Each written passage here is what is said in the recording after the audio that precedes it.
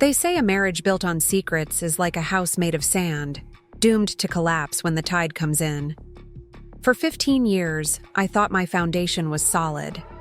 I believed the late nights at the office, the business trips that grew longer, each month, and the careful budgeting of our household income were all investments in our shared future. I was wrong in ways I couldn't have imagined. My name is Vanessa Mitchell. When people ask what I do, I used to say I'm a teacher, because that's how I spent my days, molding young minds in a fourth-grade classroom in Lakewood, a quiet suburb outside Denver. But in reality, I was juggling much more.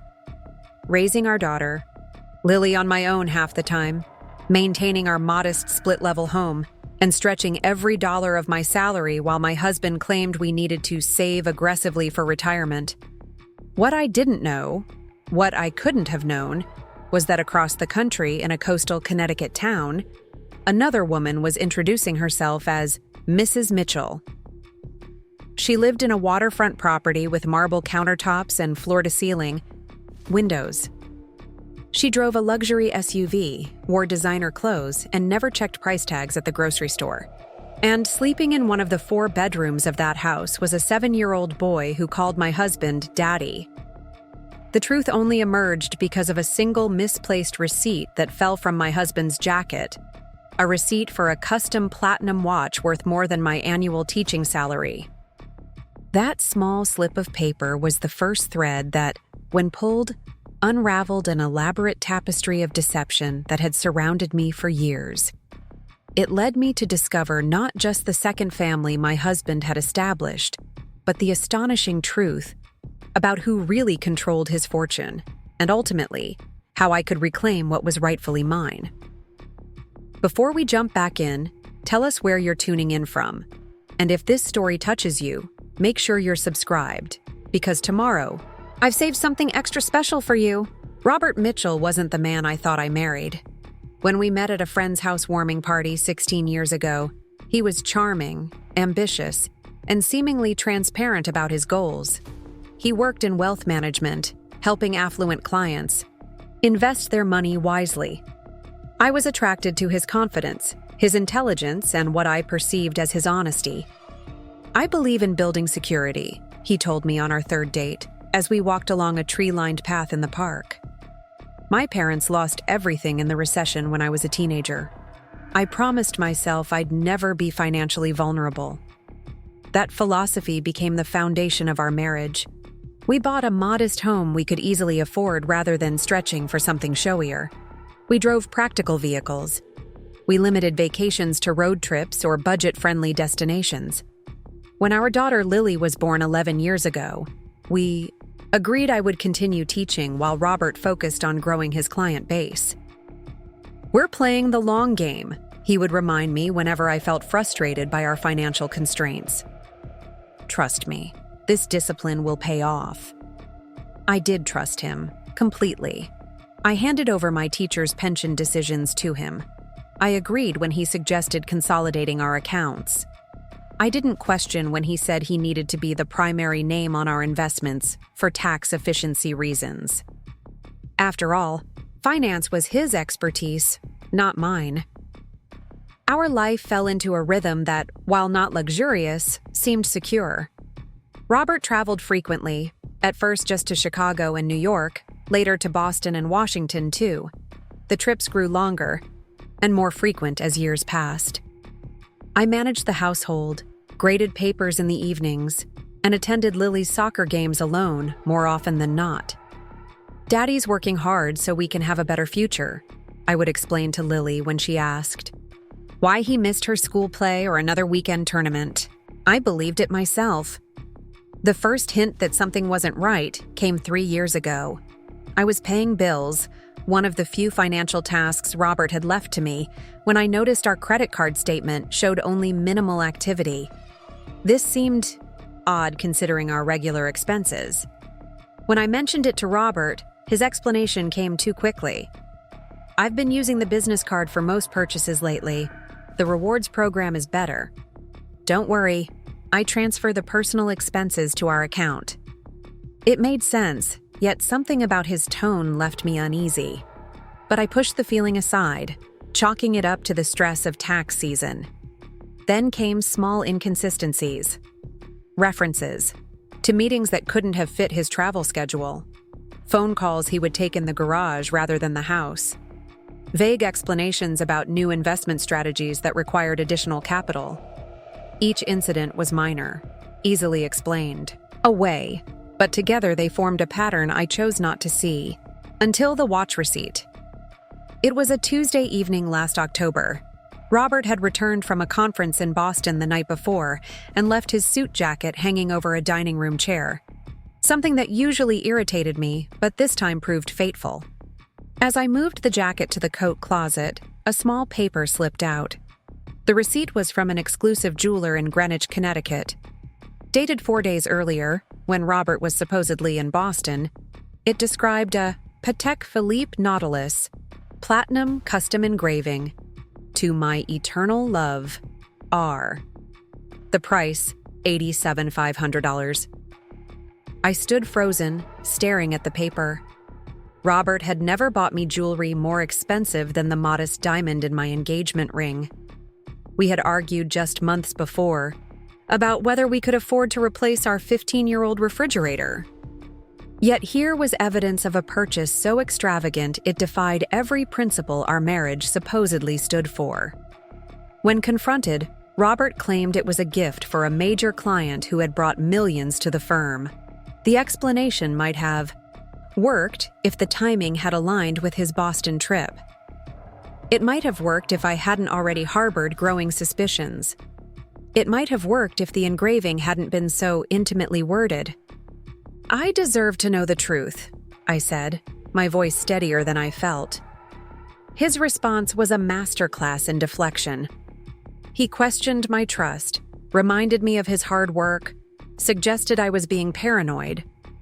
Then he left, claiming he needed space and would stay at a hotel. That night, with Lily asleep upstairs, I began searching. I started with Robert's desk in our home office, a space I had always respected as his domain.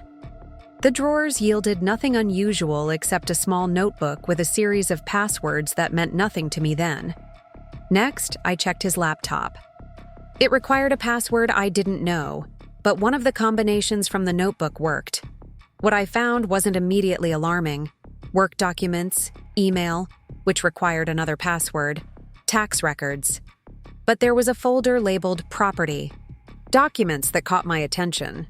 Inside were records for a house in Westport, Connecticut, a 4,500 square foot waterfront property purchased 3 years earlier for $2 million. The mortgage documents listed the buyers as Robert Mitchell and Amanda Mitchell. My hands began to shake as I scrolled through photographs of a stunning modern home with expansive views of Long Island Sound. Interior shots showed spaces decorated with expensive artwork, designer furniture, and, most disturbingly, family photos I had never seen. Robert with a blonde woman, Robert holding a toddler, Robert and the woman and a young boy, perhaps 5 or 6, standing on a boat. Another family, another life.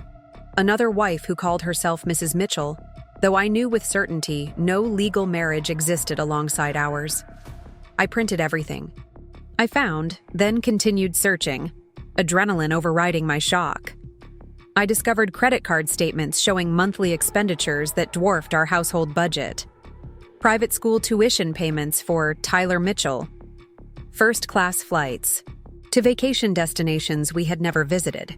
Membership dues for a country club. By morning, I had compiled a devastating dossier of deception. But the central question remained unanswered. How could Robert afford all this? His income was substantial, but not nearly enough to support 2 households at such drastically different standards of living. Even accounting for raises and bonuses I might not have known about, the math didn't work. The answer began to emerge when I found tax documents referencing a trust, the LVH Family Trust. Multiple transfers from this entity appeared across various accounts, yet Robert had never mentioned any trust in our financial discussions. When he returned the following evening, expecting the issue to have blown over, I was waiting with printed evidence spread across our dining room table. "Who is Amanda Mitchell?" I asked calmly as he walked through the door. "And who is Tyler, your son in Connecticut? The one who lives in the $3 million house you never mentioned?" The color drained from Robert's face. For once, his well-practiced charm failed him. "Vanessa, I can explain," he began, but I cut him off. "You can explain to my lawyer," I said. "But first, tell me about the LVH Family Trust, the one that's apparently funding your double life." A flicker of something, fear, crossed his features before his expression hardened. "You had no right to go through my private files," he said coldly. "You've just made a very serious mistake." His tone sent a chill through me, not of fear, but of clarity. This man, whom I had trusted with every aspect of our life together, was a stranger. "The mistake was mine," I agreed quietly, for believing any of it was real. He left again, this time taking his laptop and several files from the office. Preparing and narrating this story took us a lot of time, so if you are enjoying it, subscribe to our channel. It means a lot to us. Now back to the story. But he had underestimated what I had already discovered, and my determination to understand exactly what I was dealing with. The next morning, I called in sick to school, dropped Lily with my sister, and made an appointment with Patricia Winters, a divorce attorney recommended by a colleague. I brought copies of everything I had found. Patricia reviewed the documents with a practiced eye, occasionally making notes. When she looked up, her expression was both sympathetic and resolute. "Mrs. Mitchell, based on what you've shown me, your husband has been maintaining a second household for years while systematically hiding assets from you. The good news is that Colorado is an equitable distribution state, and hidden assets once discovered are often subject to unequal distribution in favor of the wronged spouse." "But what about this trust?" I asked. "Where did it come from? Robert doesn't have family money." "The LVH Trust appears to be the primary source of the hidden funds," she confirmed. "Without more information, I can't tell you its origins, but we can subpoena those records during discovery." She outlined next steps: securing temporary orders for support, filing for divorce, beginning the disclosure process that would force Robert to reveal all assets. But as I left her office, I knew I needed answers sooner. The trust was the key to understanding the full extent of Robert's deception, and perhaps to securing Lily's future. That evening, I remembered the notebook of passwords. One entry labeled LVH Portal had seemed meaningless before, but now took on new significance. After Lily was asleep, I attempted to access various financial institutions using this password, with no success. Then I recalled something: LVH. Those initials appeared occasionally in Robert's calendar as LVH MTG or LVH Review. On a hunch, I searched his email for LVH. The results revealed sparse but telling communications with Louisa Van Houten regarding quarterly performance and distribution requirements. The most recent email from 2 months earlier referenced a mandatory 10-year trust review upcoming and requested all beneficiary information be updated. Louisa Van Houten, LVH. The trust bore her initials. I searched online for information about Louisa Van Houten, finding mentions of an elderly philanthropist from Boston who had passed away approximately 10 years earlier. News articles described her as a childless widow who dedicated her fortune to educational causes. How was Robert connected to this woman?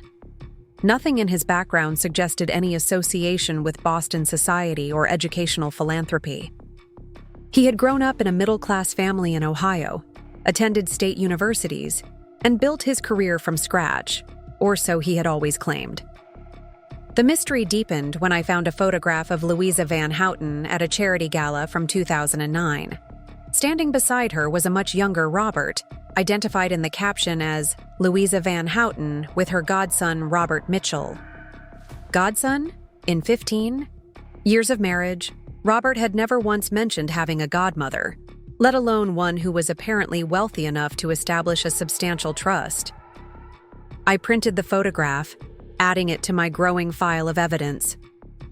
The next day, I called Patricia again to share my discovery. "This changes things," she said thoughtfully. "If your husband is the beneficiary of a trust established by his godmother, it might technically be considered separate property rather than marital assets. However, the fact that he actively concealed its existence while using those funds to support a second family demonstrates bad faith that no court would look upon favorably." "What should I do?" I asked. "Continue gathering information, but cautiously. Document everything, but don't confront him again until we're ready to file. In the meantime, I'll prepare preliminary paperwork and research this trust more thoroughly." Over the next week, I maintained a facade of normalcy when Robert was home, which wasn't often. He seemed to believe I had accepted his denials and was afraid to push further, a misconception I carefully nurtured. Meanwhile, I secured our important documents, opened a separate bank account, and began building a case that would eventually expose every facet of his deception. The most difficult aspect was shielding Lily from what was happening. At 11, she was perceptive enough to sense tension, but not mature enough to understand its cause. When she asked why Daddy was home even less than usual, I told her he was very busy with work projects. "Is everything okay with you and Dad?" she asked one evening as I tucked her into bed.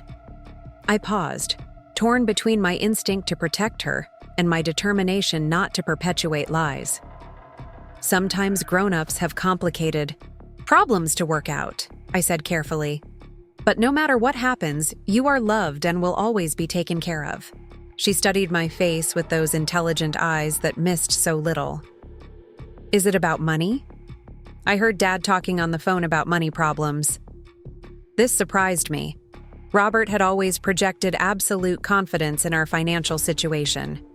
"What exactly did you hear?" I asked, keeping my tone conversational. "He was in his office last week. He sounded really angry, talking about trust conditions and saying someone named Tyler shouldn't be affected by her poor decisions." I felt a chill. Was the trust in jeopardy somehow? And who had made poor decisions? Amanda, his Connecticut wife? Or was he referring to me and my discovery of his double life? "Thank you for telling me," I said, kissing her forehead. "Try not to worry about grown-up problems, okay?" But as I closed her door, my mind was racing. If Robert was concerned about trust conditions, that suggested restrictions on how the money could be used or circumstances under which it might be reduced or revoked. Such conditions were common in family trusts: morality clauses, educational requirements, age milestones. What if Robert's deception extended beyond hiding the trust? What if he was violating its terms through his double life? That might explain his panic when I discovered the truth. The next morning, Lily's inadvertent intelligence prompted me to dive deeper.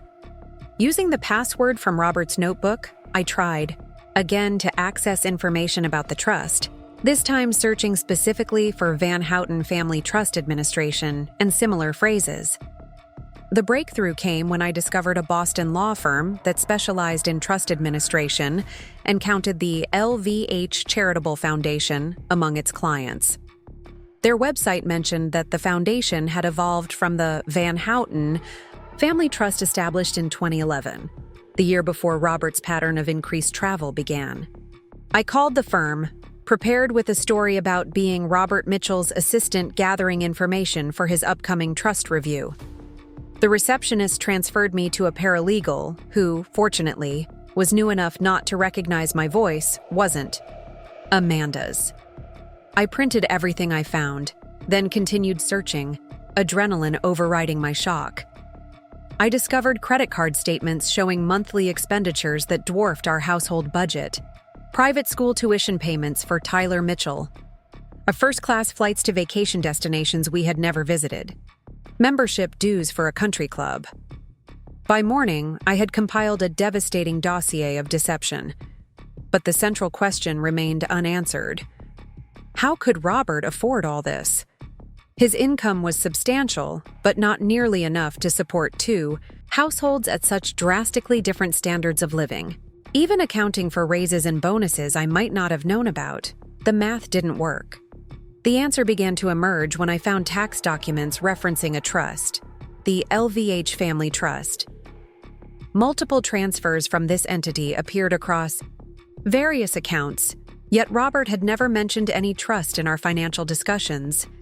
When he returned the following evening, expecting the issue to have blown over, I was waiting with printed evidence spread across our dining room table. "Who is Amanda Mitchell?" I asked calmly as he walked through the door. "And who is Tyler? Your son in Connecticut? The one who lives in the $3 million house you never mentioned?" The color drained from Robert's face. For once, his well-practiced charm failed him. "Vanessa, I can explain," he began, but I cut him off. "You can explain to my lawyer," I said. "But first, tell me about the LVH Family Trust, the one that's apparently funding your double life." A flicker of something, fear, crossed his features before his expression hardened. "You had no right to go through my private files," he said coldly. "You've just made a very serious mistake." His tone sent a chill through me, not of fear, but of clarity. This man, whom I had trusted with every aspect of our life together, was a stranger. "The mistake was mine," I agreed quietly, "for believing any of it was real." He left again, this time taking his laptop and several files from the office. But he had underestimated what I had already discovered, and my determination to understand exactly what I was dealing with.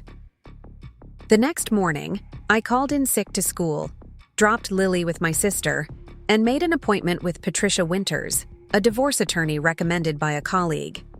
I brought copies of everything I had found. Patricia reviewed the documents with a practiced eye, occasionally making notes. When she looked up, her expression was both sympathetic and resolute.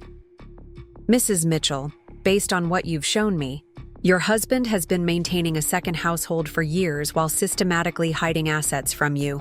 The good news is that Colorado is an equitable distribution state, and hidden assets once discovered are often subject to unequal distribution in favor of the wronged spouse." "But what about this trust?" I asked. "Where did it come from?" "Robert doesn't have family money. The LVH Trust appears to be the primary source of the hidden funds," she confirmed. "Without more information, I can't tell you its origins, but we can subpoena those records during discovery." She outlined next steps: securing temporary orders for support, filing for divorce, beginning the disclosure process that would force Robert to reveal all assets. But as I left her office, I knew I needed answers sooner. The trust was the key to understanding the full extent of Robert's deception, and perhaps to securing Lily's future. That evening, I remembered the notebook of passwords. One entry labeled, "LVH Portal" had seemed meaningless before, but now took on new significance. After Lily was asleep, I attempted to access various financial institutions using this password, with no success. Then I recalled something: LVH. Those initials appeared occasionally in Robert's calendar as LVH MTG or LVH Review. On a hunch, I searched his email for LVH. The results revealed sparse but telling communications with Louisa Van Houten regarding quarterly performance and distribution requirements. The most recent email, from 2 months earlier, referenced a mandatory 10-year trust review upcoming and requested all beneficiary information be updated. Louisa Van Houten, LVH. The trust bore her initials. I searched online for information about Louisa Van Houten, finding mentions of an elderly philanthropist from Boston who had passed away approximately 10 years earlier. News articles described her as a childless widow who dedicated her fortune to educational causes. How was Robert connected to this woman? Nothing in his background suggested any association with Boston society or educational philanthropy. He had grown up in a middle-class family in Ohio, attended state universities, and built his career from scratch, or so he had always claimed. The mystery deepened when I found a photograph of Louisa Van Houten at a charity gala from 2009. Standing beside her was a much younger Robert, identified in the caption as Louisa Van Houten with her godson Robert Mitchell. Godson? In 15 years of marriage, Robert had never once mentioned having a godmother, let alone one who was apparently wealthy enough to establish a substantial trust. I printed the photograph, adding it to my growing file of evidence. The next day, I called Patricia again to share my discovery. "This changes things," she said thoughtfully. "If your husband is the beneficiary of a trust established by his godmother, it might technically be considered separate property rather than marital assets. However, the fact that he actively concealed its existence while using those funds to support a second family demonstrates bad faith that no court would look upon favorably." "What should I do?" I asked. "Continue gathering information, but cautiously. Document everything, but don't confront him again until we're ready to file. In the meantime, I'll prepare preliminary paperwork and research this trust more thoroughly." Over the next week, I maintained a facade of normalcy when Robert was home, which wasn't often. He seemed to believe I had accepted his denials and was afraid to push further, a misconception I carefully nurtured. Meanwhile, I secured our important documents, opened a separate bank account, and began building a case that would eventually expose every facet of his deception. The most difficult aspect was shielding Lily from what was happening.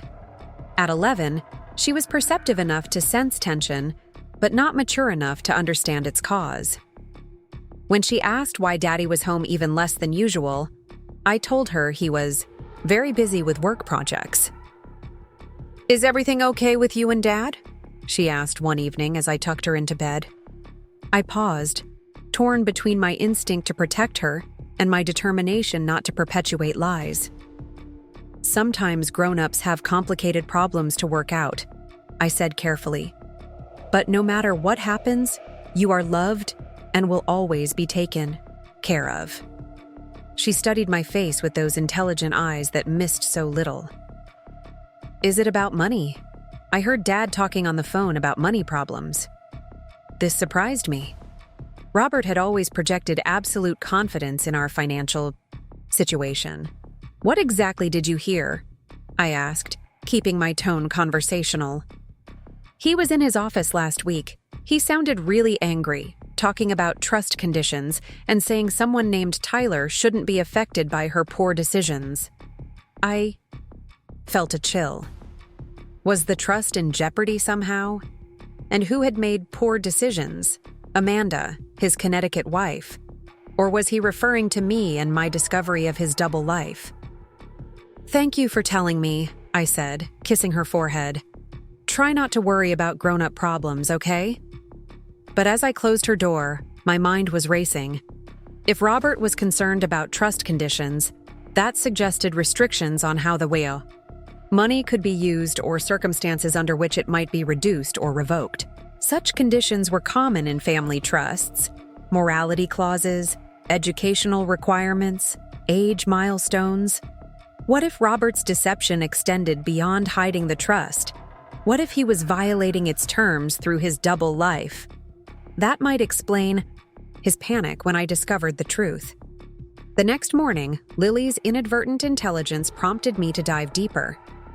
Using the password from Robert's notebook, I tried again to access information about the trust, this time searching specifically for Van Houten Family Trust Administration and similar phrases. The breakthrough came when I discovered a Boston law firm that specialized in trust administration and counted the LVH Charitable Foundation among its clients. Their website mentioned that the foundation had evolved from the Van Houten Family Trust established in 2011, the year before Robert's pattern of increased travel began. I called the firm, prepared with a story about being Robert Mitchell's assistant gathering information for his upcoming trust review. The receptionist transferred me to a paralegal, who, fortunately, was new enough not to recognize my voice, wasn't Amanda's. Mr. Mitchell has asked me to confirm when the next trustee meeting is scheduled, I said confidently. That would be April 15th, she replied after checking. The 10-year comprehensive review. And could you remind me who will be attending? Mr. Mitchell wants to make sure he's prepared for all participants. It's the standard attendee list, she said. The 3 trustees, Mr. Reynolds, Dr. Abernathy, and Ms. Chen, plus Mr. Mitchell as primary beneficiary and his designated successor trustees. Successor trustees, I repeated. That would be...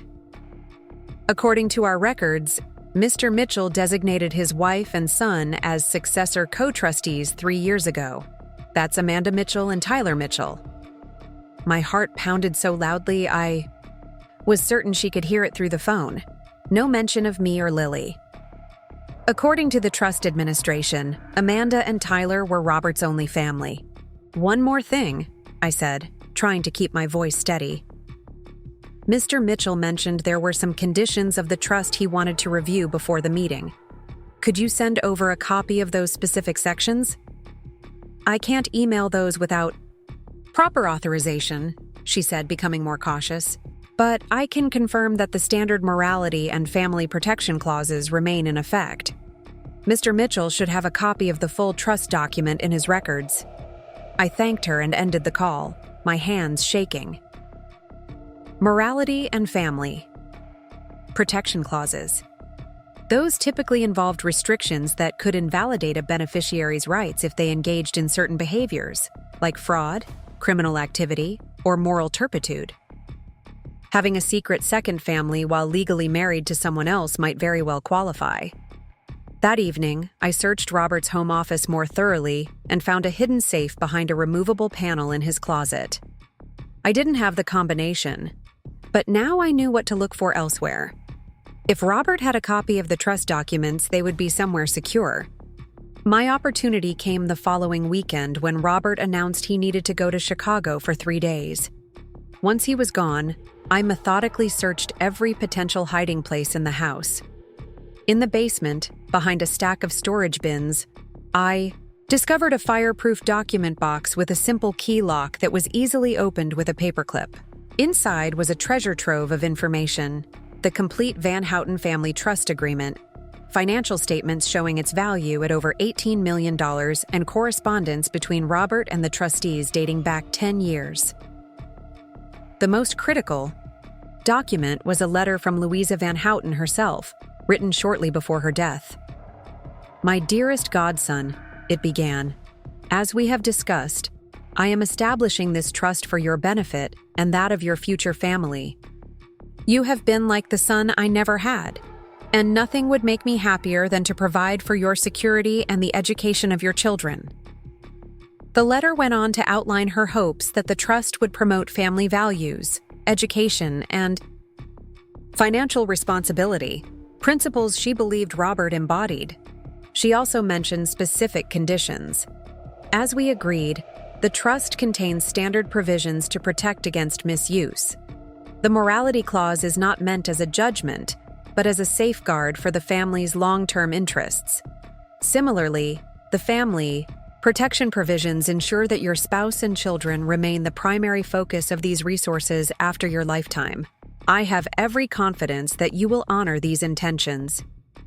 Attached to this letter was a summary of key trust provisions, including the morality clause that prohibited deceptive practices, criminal activity, or behavior contradicting family values as determined by the trustees. The Family Protection Clause stipulated that the beneficiary's legal spouse and legitimate children would become successor trustees and beneficiaries. Legal spouse, legitimate children. The language was archaic, but the implication was clear. Robert was violating the trust's fundamental conditions through his double life. No wonder he had panicked when I discovered the truth. It wasn't just about being caught in infidelity or even bigamy. Millions of dollars were at stake. I photographed every document before returning them exactly as I'd found them. Then, I forwarded everything to Patricia with a simple message: "I think I've found our leverage." Her response came within hours. This changes our entire strategy. We need to meet immediately." The next day, Patricia laid out a plan that was both strategic and satisfying. Rather than immediately filing for divorce and risking Robert hiding or transferring assets, she suggested contacting the trustees directly with evidence of his deception. "The trust was established with clear moral conditions that Robert has violated," she explained. "The trustees have a fiduciary duty to investigate. At minimum, they could freeze distributions while they assess the situation, which would immediately impact his ability to maintain his lavish second household." "What about Amanda and Tyler?" I asked, feeling a twinge of sympathy for the child who was as much a victim of Robert's deception as Lily and I were. "That's actually an important consideration," Patricia acknowledged. "If we present this as concern for the proper administration of the trust rather than purely punitive action against Robert, will appear more reasonable to the trustees. You could express concern that all of Robert's children, including Tyler, be treated fairly under the trust's provisions." I considered this approach. It wasn't about revenge, but about justice and securing Lily's future, and perhaps even protecting Tyler from the fallout of his father's actions. "How do we proceed?" I asked. "We prepare a comprehensive package for the trustees, evidence of Robert's dual households, his misrepresentations to them regarding his legal family, and financial records showing how he's used trust distributions. Then we formally request they review his compliance with the trust conditions before the 10-year evaluation." 2 days later, we sent certified letters to each trustee. The packages included photographs of our family and legal marriage certificate alongside screenshots of Robert's Connecticut life, financial records showing the diversion of trust funds, and a respectful letter requesting they investigate these discrepancies in their fiduciary capacity. We didn't have to wait long for a response. Within a week, I received a call from Eleanor Chen, one of the trustees. "Mrs. Mitchell," she began formally, "I'm calling regarding your recent communication to the Van Houten Trust Board. These are serious allegations that require immediate attention. We've scheduled an emergency meeting and would like you to attend via video conference. Would tomorrow at 2 p.m. be possible?" I agreed, feeling a mix of anxiety and vindication. The wheels were in motion. The next day, I sat at my dining room table with Patricia beside me as my laptop connected to the video conference. 3 solemn faces appeared on screen. Eleanor Chen, a sharp-eyed woman in her 50s, James Reynolds, an elderly gentleman with a bow tie, and Dr. William Abernathy, a distinguished-looking man with salt and pepper hair. "Thank you for joining us, Mrs. Mitchell," Eleanor began. "We've reviewed the materials you provided and have some questions before we determine next steps." For the next hour, they asked detailed questions about my marriage, Robert's financial management, and the discovery of his second family. I answered, truthfully, providing additional documentation when requested. "Has Robert ever mentioned Louisa Van Houten to you?" Dr. Abernathy asked. "Never," I confirmed. I had no knowledge of her existence or her relationship to Robert until I found these documents. "And your daughter Lily, was she aware of her father's connection to this trust?" "No. Robert has never discussed any trust or inheritance with either of us." Mr. Reynolds leaned forward. "Mrs. Mitchell, are you aware that according to trust documents filed with us, Robert has represented Amanda as his legal spouse and Tyler as his only child for purposes of successor trustee designations?" "I discovered that recently, yes. It was quite a shock considering we've been legally married for 15 years and our daughter is 11. The trustees exchanged glances before Eleanor spoke again. "We appreciate your candor. We'll need to deliberate privately, but I want to assure you we take these matters very seriously. The trust was established with specific values in mind, and we are bound to uphold Louisa's intentions." After the call ended, Patricia squeezed my hand. That went as well as we could have hoped.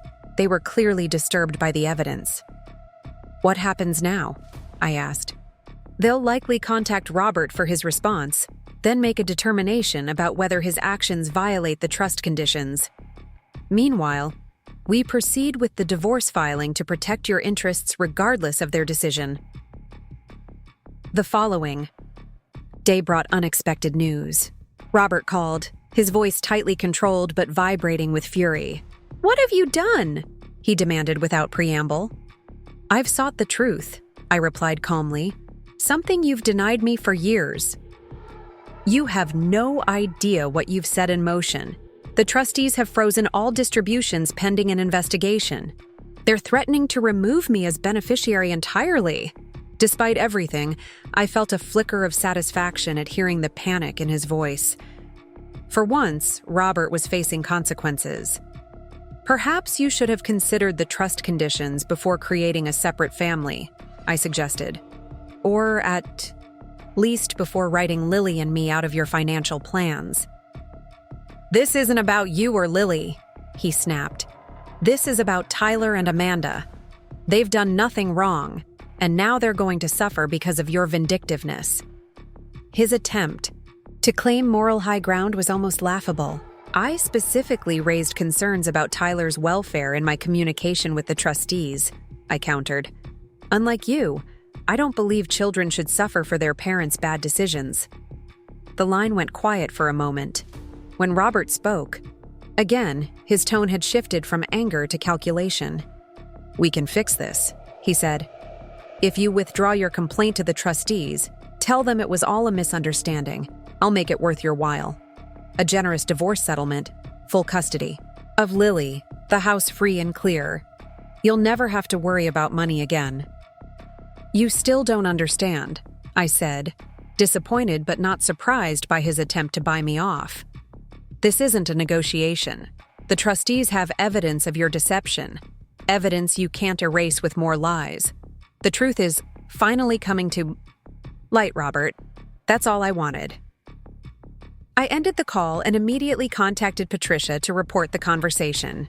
She advised documenting the attempted bribe and warned me to expect more desperate tactics as Robert's position deteriorated. Sure enough, that evening I received an email from Amanda Mitchell herself. A lengthy message alternating between accusations and pleas, claiming I was destroying her family out of jealousy. Attached were photos of Tyler, clearly intended to appeal to my maternal instincts. I didn't respond directly to her, but I did forward the email to Patricia with a note. "I still believe Tyler shouldn't suffer for Robert's actions. Is there a way to ensure both children are protected, regardless of what happens with the trust?" 2 days later, we received notice that the trustees had scheduled a formal hearing to determine whether Robert had violated the trust conditions. Both Robert and I were requested to appear in person in Boston the following week. Patricia arranged for a family law attorney in Massachusetts to accompany me as local counsel. The hearing itself was held in the stately conference room of Reynolds, Abernathy, and Chen's law offices. I arrived early with both attorneys, steeling myself for the confrontation. Robert appeared moments before the scheduled start, accompanied by his own legal team. He looked haggard, the polished confidence that had once defined him notably diminished. He avoided my gaze as the trustees entered and called the hearing to order. Eleanor Chen explained the purpose of the meeting: to determine whether Robert Mitchell had violated the morality and family protection clauses of the Van Houten Family Trust through misrepresentation and deceptive practices. What followed was 4 hours of methodical examination of evidence, testimony from both Robert and me, and detailed financial analysis. Robert's defense centered on technical arguments that his relationship with Amanda, while admittedly inappropriate, didn't legally constitute bigamy since they weren't legally married, and that he had provided financially for both households. The trustees were unimpressed by these distinctions. Dr. Abernathy in particular pressed Robert on his deliberate misrepresentations to the trust administration regarding his legal family. "You designated Amanda Mitchell as your legal spouse and successor trustee," he noted, consulting the documents. "Yet you've been legally married to Vanessa throughout this period.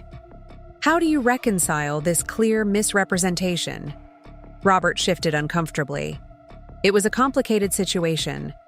Amanda and I considered ourselves spiritually married, and I intended to legally marry her once my divorce from Vanessa was finalized. A divorce you never initiated, Mr. Reynolds observed. Instead, you maintained two separate households, representing yourself as fully committed to each while concealing the existence of the other. This appears to be precisely the type of deceptive practice the morality clause was designed to prevent. By late afternoon, the trustees called a recess to deliberate. Robert paced the hallway outside the conference room while I sat quietly with my attorneys, exhausted but strangely calm. Whatever happened now, the truth was out. No more secrets. No more deception. That alone felt like victory. When we were called back in, the three trustees sat with expressions that revealed nothing.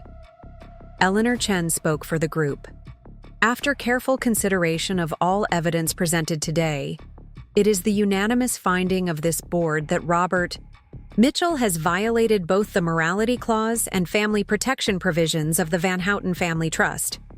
His deliberate misrepresentations to the trust administration, coupled with his systematic deception regarding his legal family, constitute clear breaches of the conditions Louisa Van Houten established. She paused, allowing the weight of these words to settle across the room. Robert's attorney leaned over to whisper something to him, but he waved the man away, his face a mask of defeat. However, Eleanor continued, we are mindful that innocent parties should not suffer unduly for actions beyond their control. Therefore, we have reached the following determination. Robert Mitchell's status as primary beneficiary is suspended, effective immediately. Control of the trust will revert to the trustees until a final determination is made at the 10-year review in April. During this period, no distributions will be made directly to Robert Mitchell. Instead, the trustees will establish separate educational trusts for both minor children, Lily Mitchell and Tyler Mitchell, to ensure their educational needs are met regardless of their parents' circumstances. Additionally, a maintenance allowance will be provided to Vanessa Mitchell as Robert's legal spouse to ensure housing security during this transitional period. Robert shot to his feet. You can't do this. Louisa intended this money for me. Mr. Mitchell, Mr. Reynolds interrupted sharply. Louisa intended these resources for a man of integrity who would protect his family and honor his commitments. The evidence suggests you have failed on both counts. Furthermore, Dr. Abernathy added, Louisa's primary concern was always education and family stability. Our decision reflects those priorities while acknowledging your breach of trust. This isn't final, Robert's attorney interjected. We reserve the right to challenge? Of course, Eleanor acknowledged. You'll receive our written determination, with the relevant trust provisions cited. Should you wish to challenge our decision, that is your right. However, I would remind everyone that publicity regarding these proceedings would not serve anyone's interests. The implication was clear. A legal challenge would make Robert's double life a matter of public record, potentially exposing him to criminal charges for financial fraud and further damaging both families. As the meeting concluded, I felt an overwhelming mixture of relief and sadness. The system Louisa had established to protect her godson's family had ultimately worked, though not in the way she had envisioned. Her values, honesty, family commitment, education, had prevailed even when Robert had abandoned them. Robert brushed past me without a word as he left, his shoulders hunched in defeat. I wouldn't see him again in person for nearly 6 months. The aftermath unfolded gradually. With the trustees' decision as leverage, Patricia negotiated a divorce settlement that reflected the reality of Robert's deception. I received the family home free of all encumbrances, primary custody of Lily, with generous visitation rights for Robert and financial support that acknowledged both our 12-year marriage and the trust's provisions. The most challenging aspect was helping Lily understand these changes.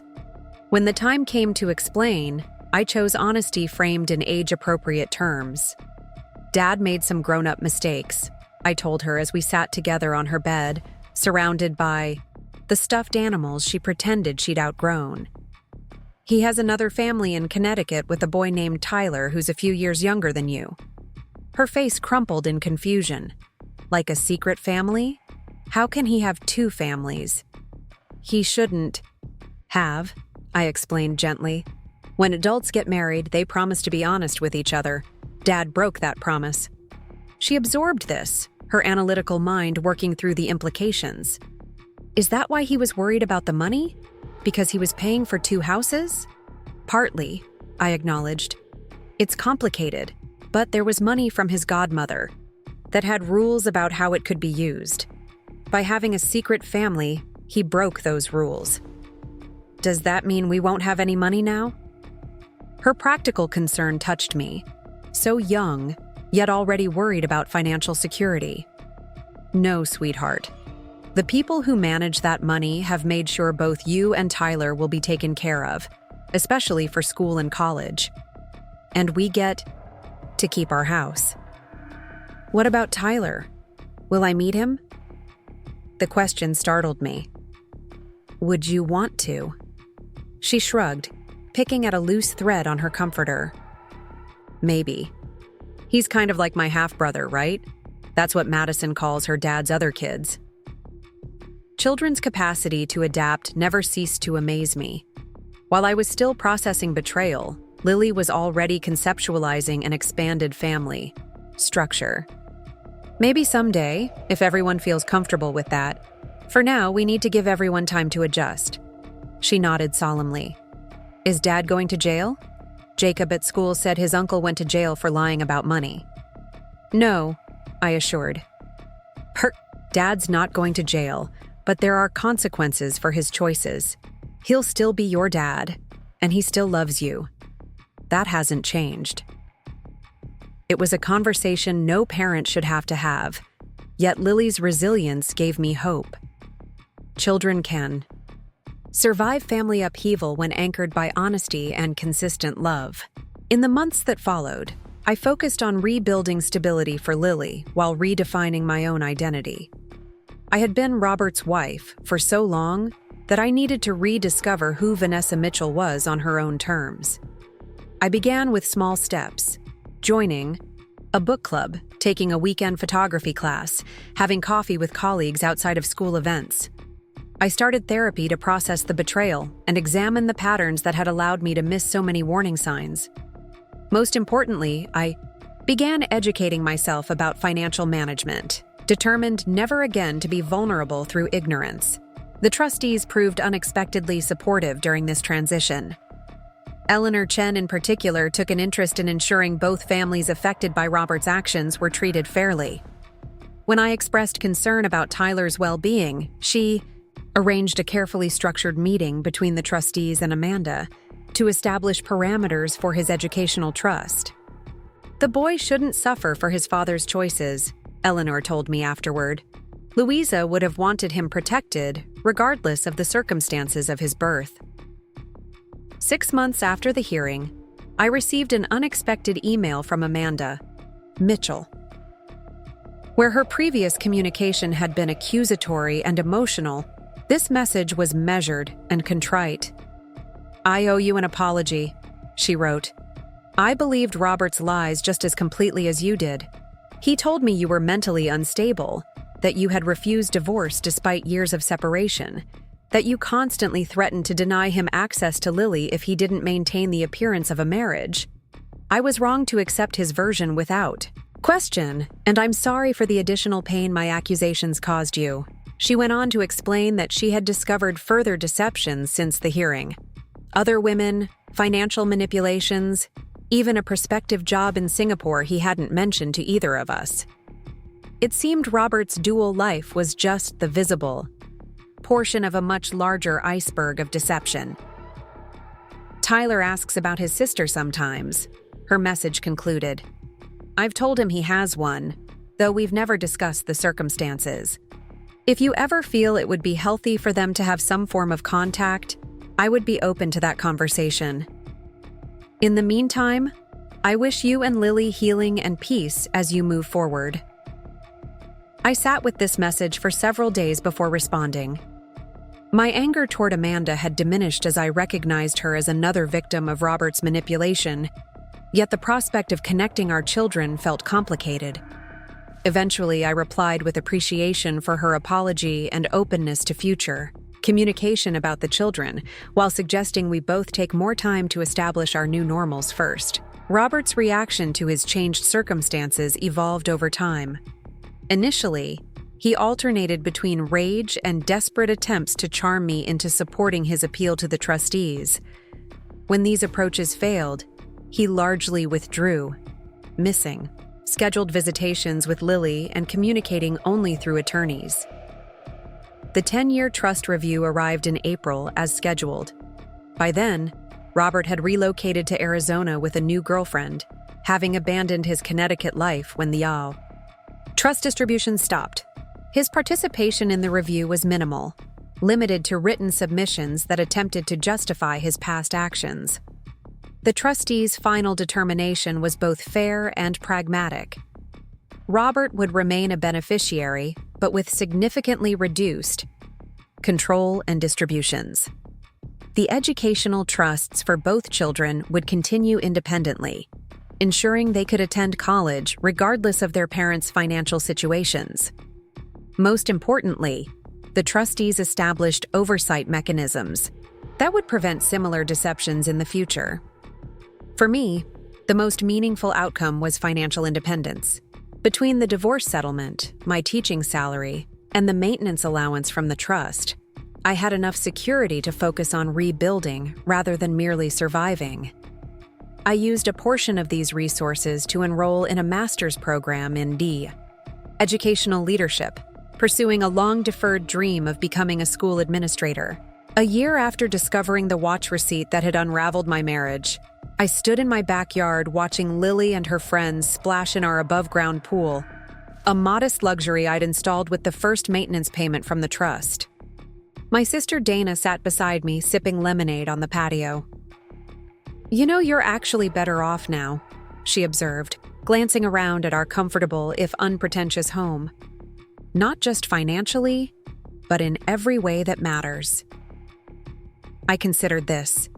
The betrayal had been devastating, the divorce painful, the revelations humiliating.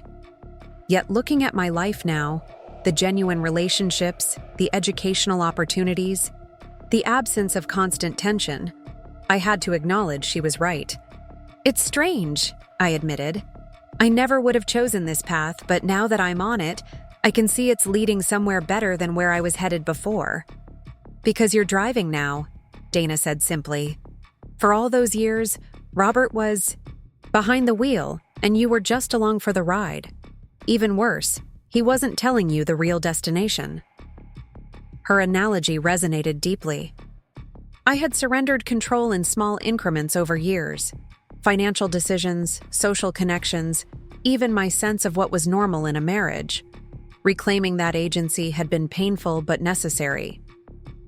The most unexpected development came 18 months after the trust hearing, when I received a formal letter from the trustees.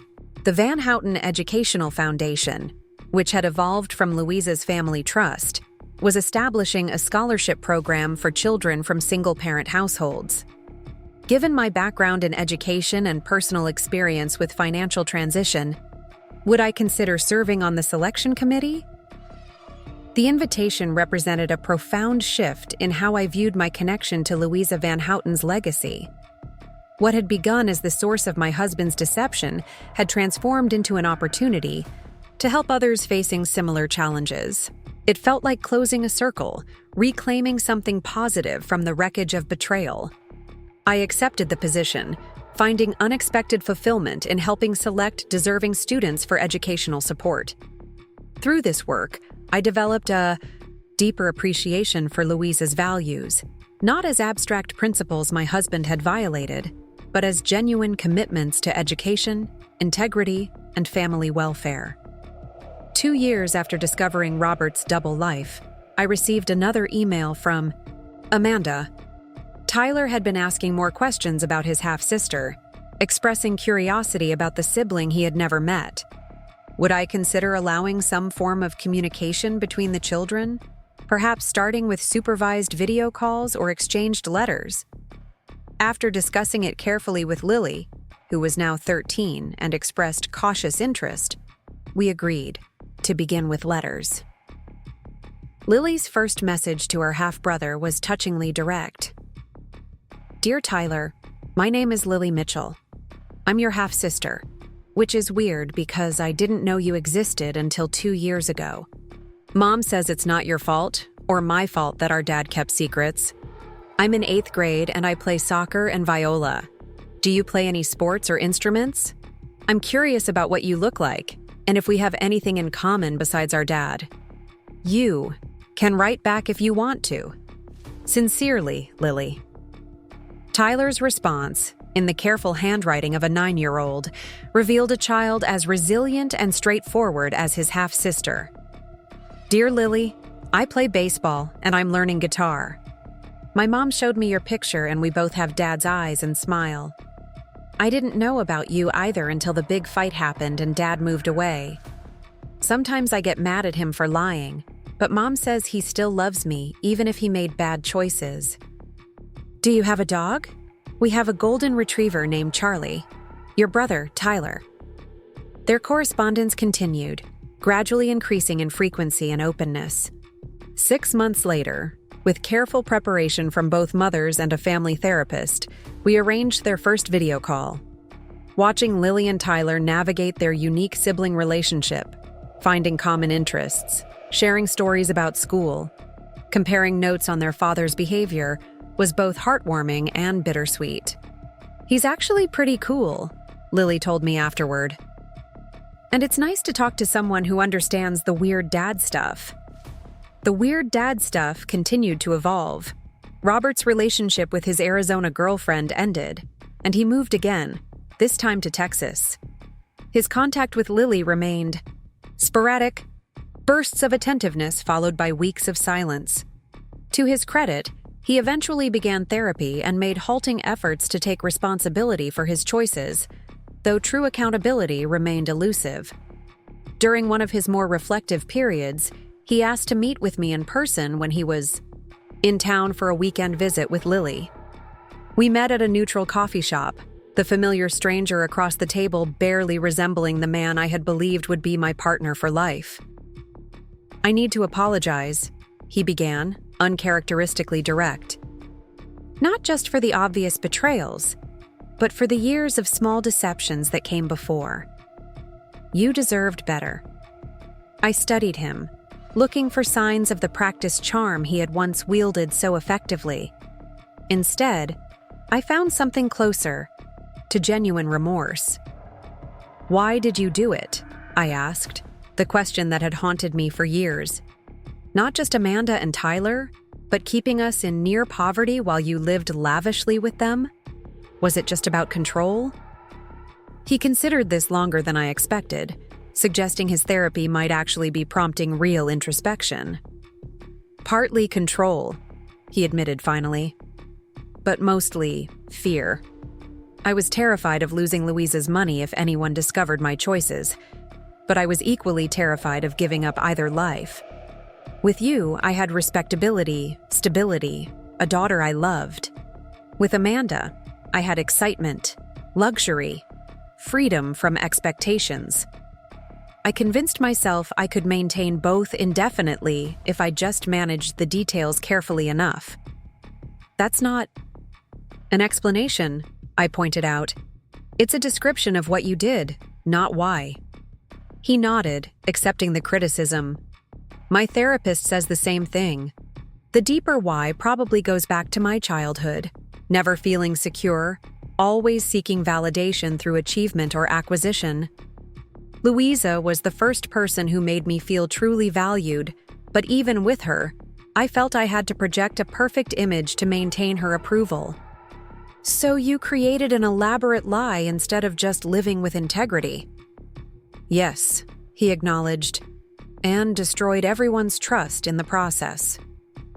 We sat in silence for a moment, the years between us filled with both shared history and unbridgeable distance. "I don't expect forgiveness," he said finally, but I want you to know I'm trying to be better for Lily's sake, and for Tyler's. They deserve a father who can at least be honest with them, even if they never fully trust me again. I didn't offer absolution. That wasn't mine to give for the harm he had caused to multiple families, but I did recognize the step forward. His acknowledgement represented. "Keep showing up for them," I said as we prepared to leave. "That's all any parent can really do. Show up consistently and honestly." As I walked to my car afterward, I realized I felt lighter. Not because Robert's apology had healed the wounds of betrayal, but because I no longer needed his accountability for my own wholeness. My life had reconstructed itself around new centers of gravity. My developing career, Lily's flourishing independence, authentic friendships, and yes, even the unexpected connections with Amanda and Tyler. 3 years after discovering Robert's double life, I attended a fundraising gala for the Van Houten Educational Foundation in my capacity as scholarship committee member. Eleanor Chen approached me during the reception, elegant as always in a simple black dress. "Vanessa," she greeted me warmly. "I'm so pleased you could join us tonight. Your input on the scholarship selections has been invaluable." "Thank you for including me," I replied sincerely. "It's meaningful work." She nodded, then lowered her voice slightly. "I sometimes wonder what Louisa would make of how her legacy has evolved. She established the trust to support her godson's family, never imagining the complications that would ensue. Yet here you are, helping extend educational opportunities to deserving students. Exactly the kind of impact she valued most. It's strange to feel connected to someone I never met," I admitted, "especially given the circumstances. But I've come to respect her values, even if Robert couldn't live up to them." Eleanor smiled thoughtfully. "I knew Louisa for 20 years. She was a pragmatist who understood that people are flawed, plans go awry, and adaptability is essential. I think she would approve of how you've navigated these challenges, with dignity, resilience, and concern for the children involved." Her words touched me deeply. From the wreckage of betrayal, something worthwhile had emerged. Not just survival, but meaningful contribution. Later that evening, as I prepared to leave, I received a text message from Lily. "Tyler got straight. As this semester, can we video him this weekend to celebrate?" I smiled at this simple evidence of how life rearranges itself into new patterns after disruption.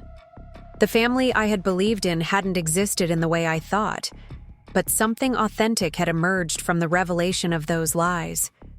Connections based on truth rather than deception. Choices made with full awareness rather than manipulated. Ignorance. Robert's second family had indeed lived in luxury while I struggled with artificial scarcity. But in the end, I had discovered who really controlled his fortune. Not just the trustees who managed Louisa's millions, but the values that determined how those resources would be used. By aligning myself with those principles of education, family welfare, and integrity, I had reclaimed not just financial security, but something far more valuable: the power to shape my own story on foundations of truth. Standing under the stars outside the gala venue, I felt a sense of completion. The woman who had once frantically searched her husband's desk for answers had found something more significant than the truth about his deception. She had found herself, stronger, wiser, and finally in control of her own destiny. 4 years. After discovering Robert's deception, my life had transformed in ways I couldn't have imagined during those first shocking days. The modest split level in Lakewood that once represented financial constraint had become a true home, renovated with thoughtful touches that reflected my evolving taste rather than budgetary compromise. The kitchen now featured the quartz countertops I'd long desired, and the backyard boasted a comfortable seating area around a fire pit where Lily and her friends gathered on weekend evenings. My professional trajectory had shifted dramatically as well. With my master's in educational leadership completed, I had accepted a position as vice principal at Westridge Academy, a well-regarded private school with an innovative curriculum. The irony wasn't lost on me. After years of stretching my teacher's salary while Robert claimed financial prudence was necessary, I now earned substantially more and managed my finances with confidence. More profound than these external changes was my reclaimed sense of agency. I no longer second-guessed my judgments or deferred important decisions to others. Weekly lunches with a close circle of friends had replaced the isolation that characterized my married years when Robert's frequent absences had gradually eroded my social connections. Lily, now 15, had blossomed into a thoughtful, articulate young woman with a passion for environmental science and a healthy skepticism about relationships. Her bond with Tyler had deepened through regular video calls and occasional in-person visits when Amanda brought him to Colorado. Despite the 11-year age gap between us, Amanda and I had developed a cordial relationship, built on mutual respect and shared concern for our children's well-being. Robert remained a peripheral figure in Lily's life, present but inconsistent. After several relocations, he had settled in Austin with a new partner, making sporadic efforts to be involved in both children's lives.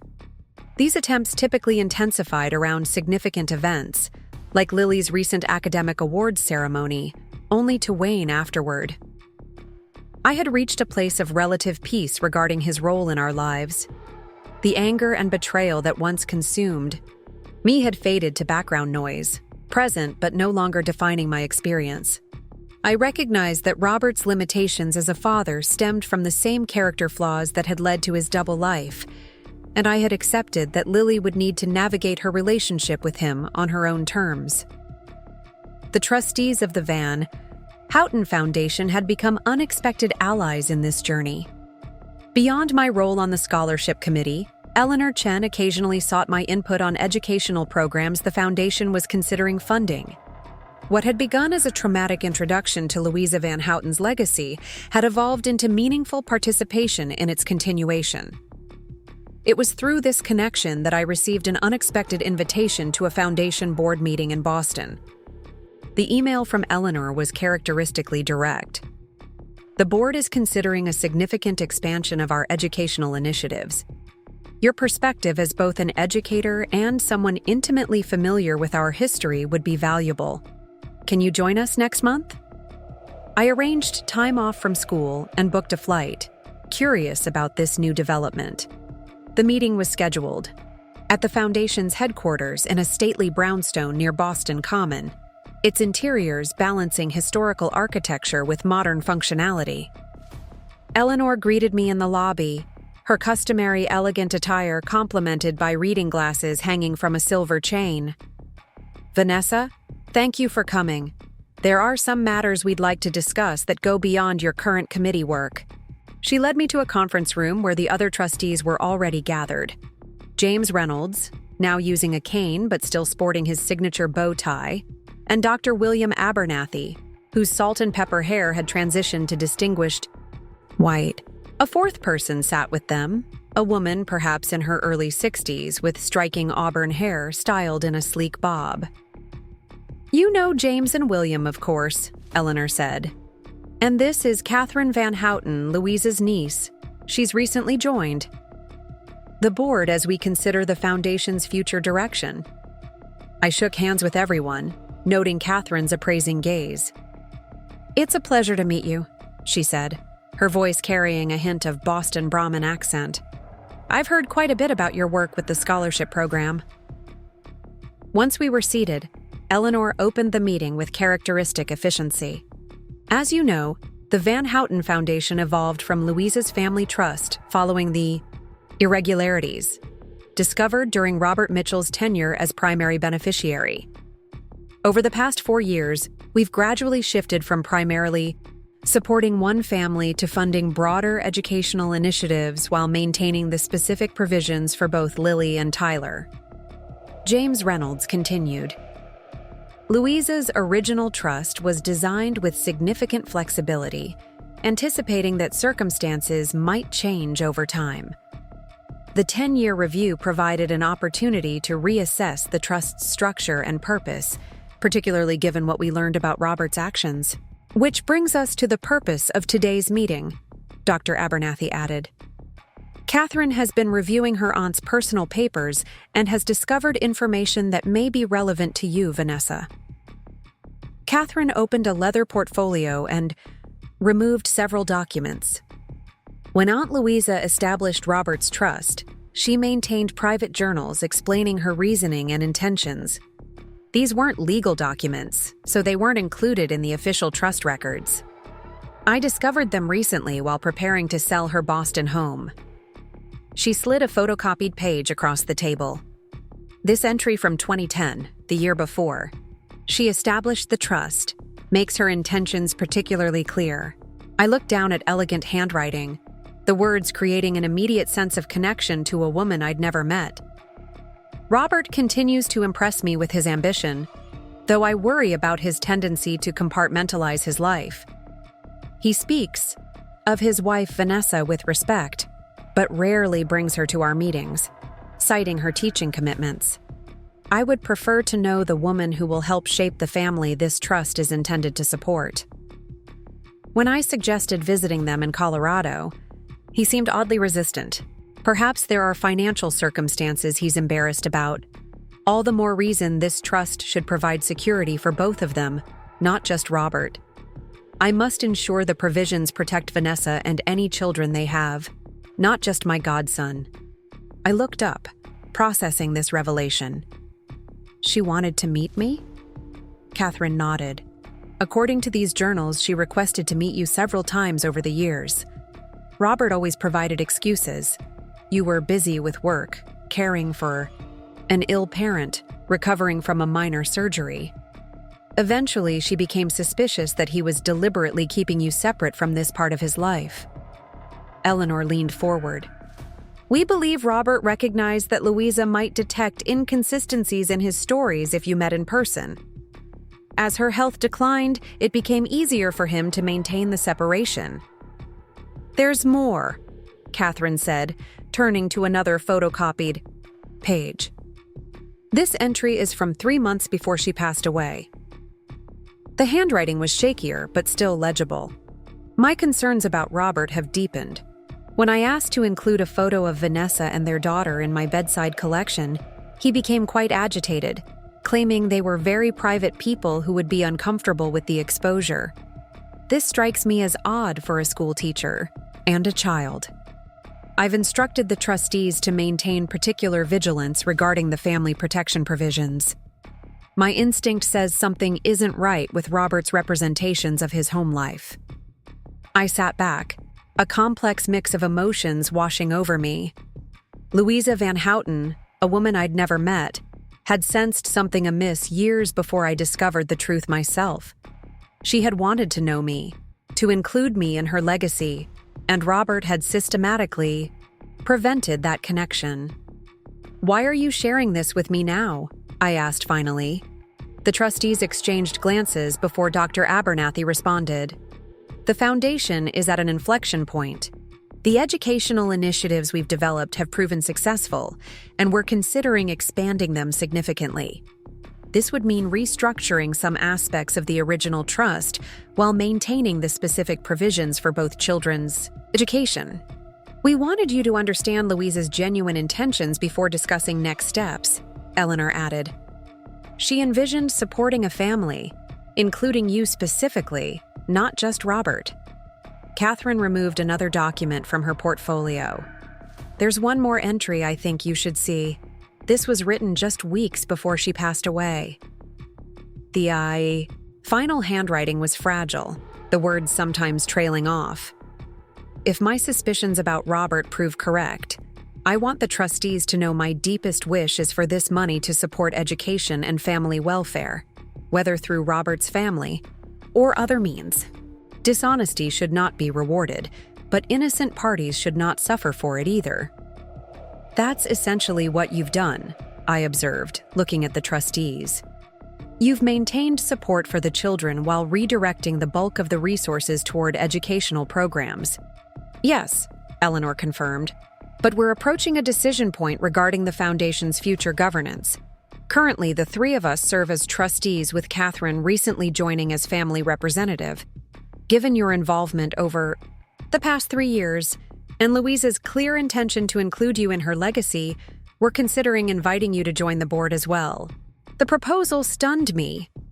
I'm honored, but I'm not family or a financial expert. You're an educator with administrative experience, Dr. Abernathy pointed out. And you've demonstrated remarkable judgment in difficult circumstances. More importantly, you embody the values Louisa wanted her legacy to support: education, integrity, and family welfare. Catherine nodded in agreement. Reading Aunt Louisa's journals, I believe she would have wanted you involved, regardless of what happened with Robert. She valued education deeply and would have respected your professional expertise. We're not asking for an immediate decision, Eleanor assured me. Take time to consider. But we wanted you to understand the full context, including Louisa's original intentions regarding you and Lily. As the meeting continued, they outlined their vision for the Foundation's expanded educational initiatives: scholarships for first generation, college students, teacher development programs, and innovative curriculum support for schools serving disadvantaged communities. The scope was ambitious yet focused, building on Louisa's values while addressing contemporary educational challenges. Throughout the discussion, I found myself thinking about the strange path that had led me here. What began with the devastating discovery of betrayal had somehow evolved into an opportunity to contribute to something meaningful beyond my own family's recovery. After the formal meeting concluded, Catherine invited me to join her for lunch at a nearby cafe. As we settled at a quiet table overlooking the public garden, she studied me with curious eyes. I hope you don't mind my saying so, she began, but you're nothing like Robert described when I occasionally saw him at family events. I raised an eyebrow. What did he say? That you were fragile, dependent, somewhat provincial in your thinking. A good mother, but not particularly interested in the wider world. She shook her head. Clearly, that was another of his fabrications. I couldn't help but laugh at this characterization, so at odds with my actual personality. Robert created narratives that served his purposes. The fragile wife story probably explained why he never brought me to Boston or introduced me to your aunt. Catherine nodded thoughtfully. Aunt Louisa would have seen through that immediately. She had an exceptional radar for authenticity, which explains her growing suspicions about Robert's stories. I wish I'd had the chance to meet her, I said sincerely. So do I. She would have appreciated your resilience. The trustees kept me informed about how you handled the aftermath of Robert's deception. Your focus on protecting both children, your refusal to be vindictive despite ample justification. She smiled slightly. Aunt Louisa valued grace under pressure. Over lunch, Catherine shared stories about her aunt, her passion for education stemming from her own experience as a woman pursuing business education in the 1960s, her meticulous attention to detail, her unexpected sense of humor. These personal glimpses transformed Louisa from an abstract figure associated with my husband's betrayal into a real person whose values resonated with my own. May I ask a personal question? Catherine said as our meal concluded. How do you feel about Robert? Now, after all this time? I considered the question carefully. I've reached a place of relative indifference, I admitted. The anger has faded. I don't wish him ill, but I don't particularly care about his welfare either. My concern is limited to how his choices continue to affect Lily and, to some extent, Tyler. And how is Lily processing everything? With remarkable maturity, she's understandably cautious about trust in relationships, but she's also developing a strong sense of self-worth independent of her father's approval. Her relationship with Tyler has been unexpectedly positive for both of them. Catherine smiled, a silver lining in an otherwise difficult situation. That resilience, finding connection amid betrayal, would have meant a great deal to Aunt Louisa. As we parted, Catherine handed me a small package wrapped in tissue paper. I found this among Aunt Louisa's things. Given what I've learned today, I think she would want you to have it. Back in my hotel room, I carefully unwrapped the package to reveal a small silver frame containing a black and white photograph of a young woman in graduation robes, her expression determined yet joyful. On the back, elegant handwriting noted, "Radcliffe Commencement, 1965, the beginning of everything." Enclosed was a note from Catherine. Aunt Louisa often said education was the foundation of a self-determined life. She would be pleased to know her legacy has contributed to yours. I placed the photograph on the hotel nightstand, feeling an unexpected connection to this woman whose godson had so profoundly disrupted my life, yet whose values had ultimately helped secure my family's future. The following morning, before my return flight to Denver, I met with the trustees again to discuss their proposal more specifically. The role they envisioned would involve quarterly meetings, most conducted virtually, with oversight responsibilities for the Foundation's educational programs. We're particularly interested in your expertise regarding the Teacher Development Initiative, Eleanor explained. Your background in both classroom teaching and administration provides valuable perspective. Would this create any conflict with my current position at Westridge? I asked. We don't believe so, Dr. Abernathy assured me. In fact, your ongoing work in education strengthens what you can bring to the Foundation. We've structured the time commitments to be manageable for someone with a full-time career. As we discussed the specifics, I found myself growing increasingly engaged with the possibilities. The Foundation's resources could support innovative approaches to teacher training that aligned with my own educational philosophy. My practical experience could help ensure programs were genuinely useful for working educators rather than theoretical exercises. I'd like to accept your offer, I said finally. Both professionally and personally, it feels like a meaningful way to contribute. Excellent, James Reynolds said, clearly pleased. There's one more matter to discuss, somewhat delicate in nature given your history with Robert. Eleanor picked up the thread. As you know, Robert remains technically connected to the trust through the provisions for Tyler's education. We've maintained minimal quarterly distributions to him as stipulated in the revised terms. However, he's recently requested a meeting with the board to propose what he calls a reset of relationships. What exactly does that mean? I asked, immediately wary.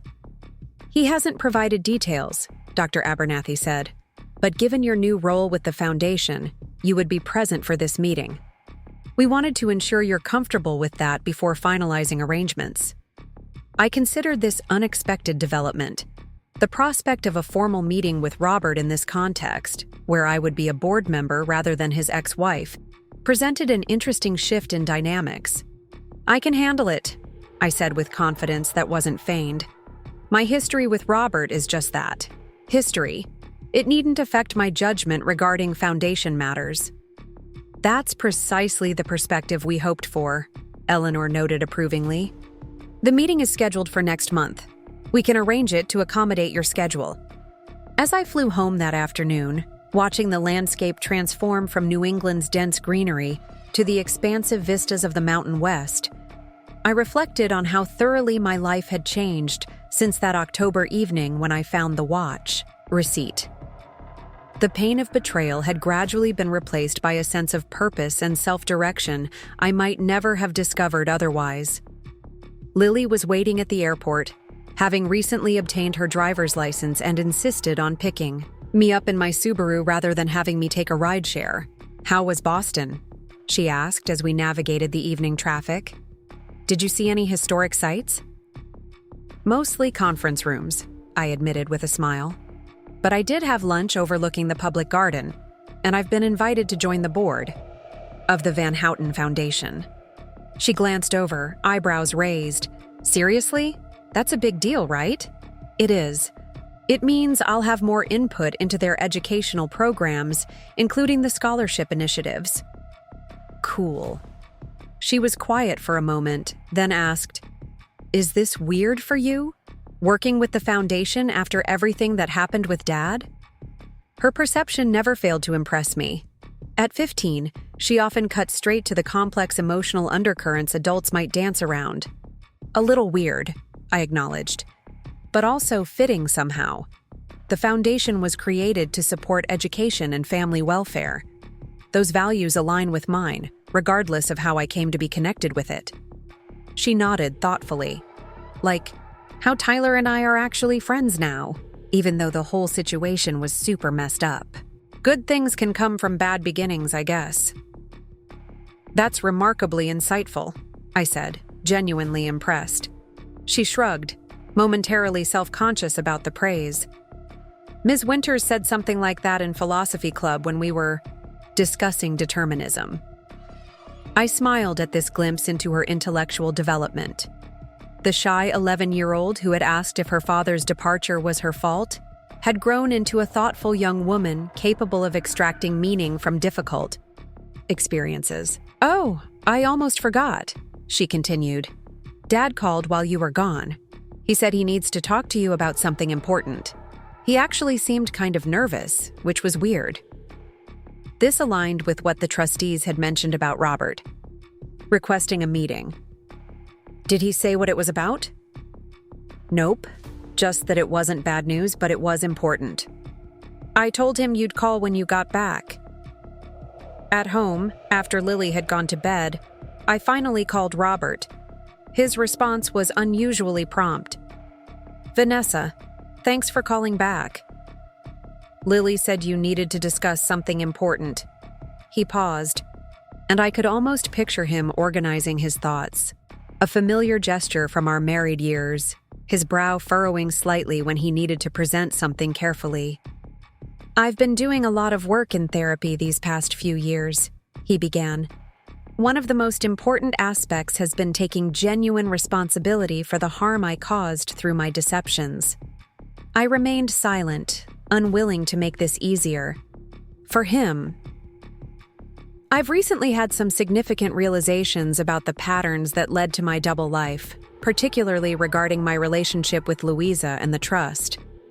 I've requested a meeting with the trustees to discuss some proposals that might help repair at least some of the damage.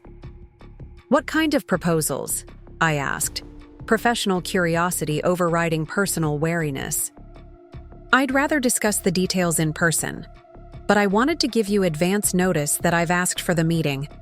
I understand you've been working with the foundation, and I don't want my presence to create additional discomfort." His consideration was unexpected. The Robert I had known would have prioritized his agenda without concern for my feelings. "Actually, I've just been invited to join the board," I informed him. "So I'll be at that meeting in an official capacity."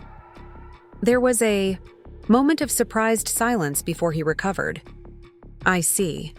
That's appropriate, given your educational background. Louisa would have approved."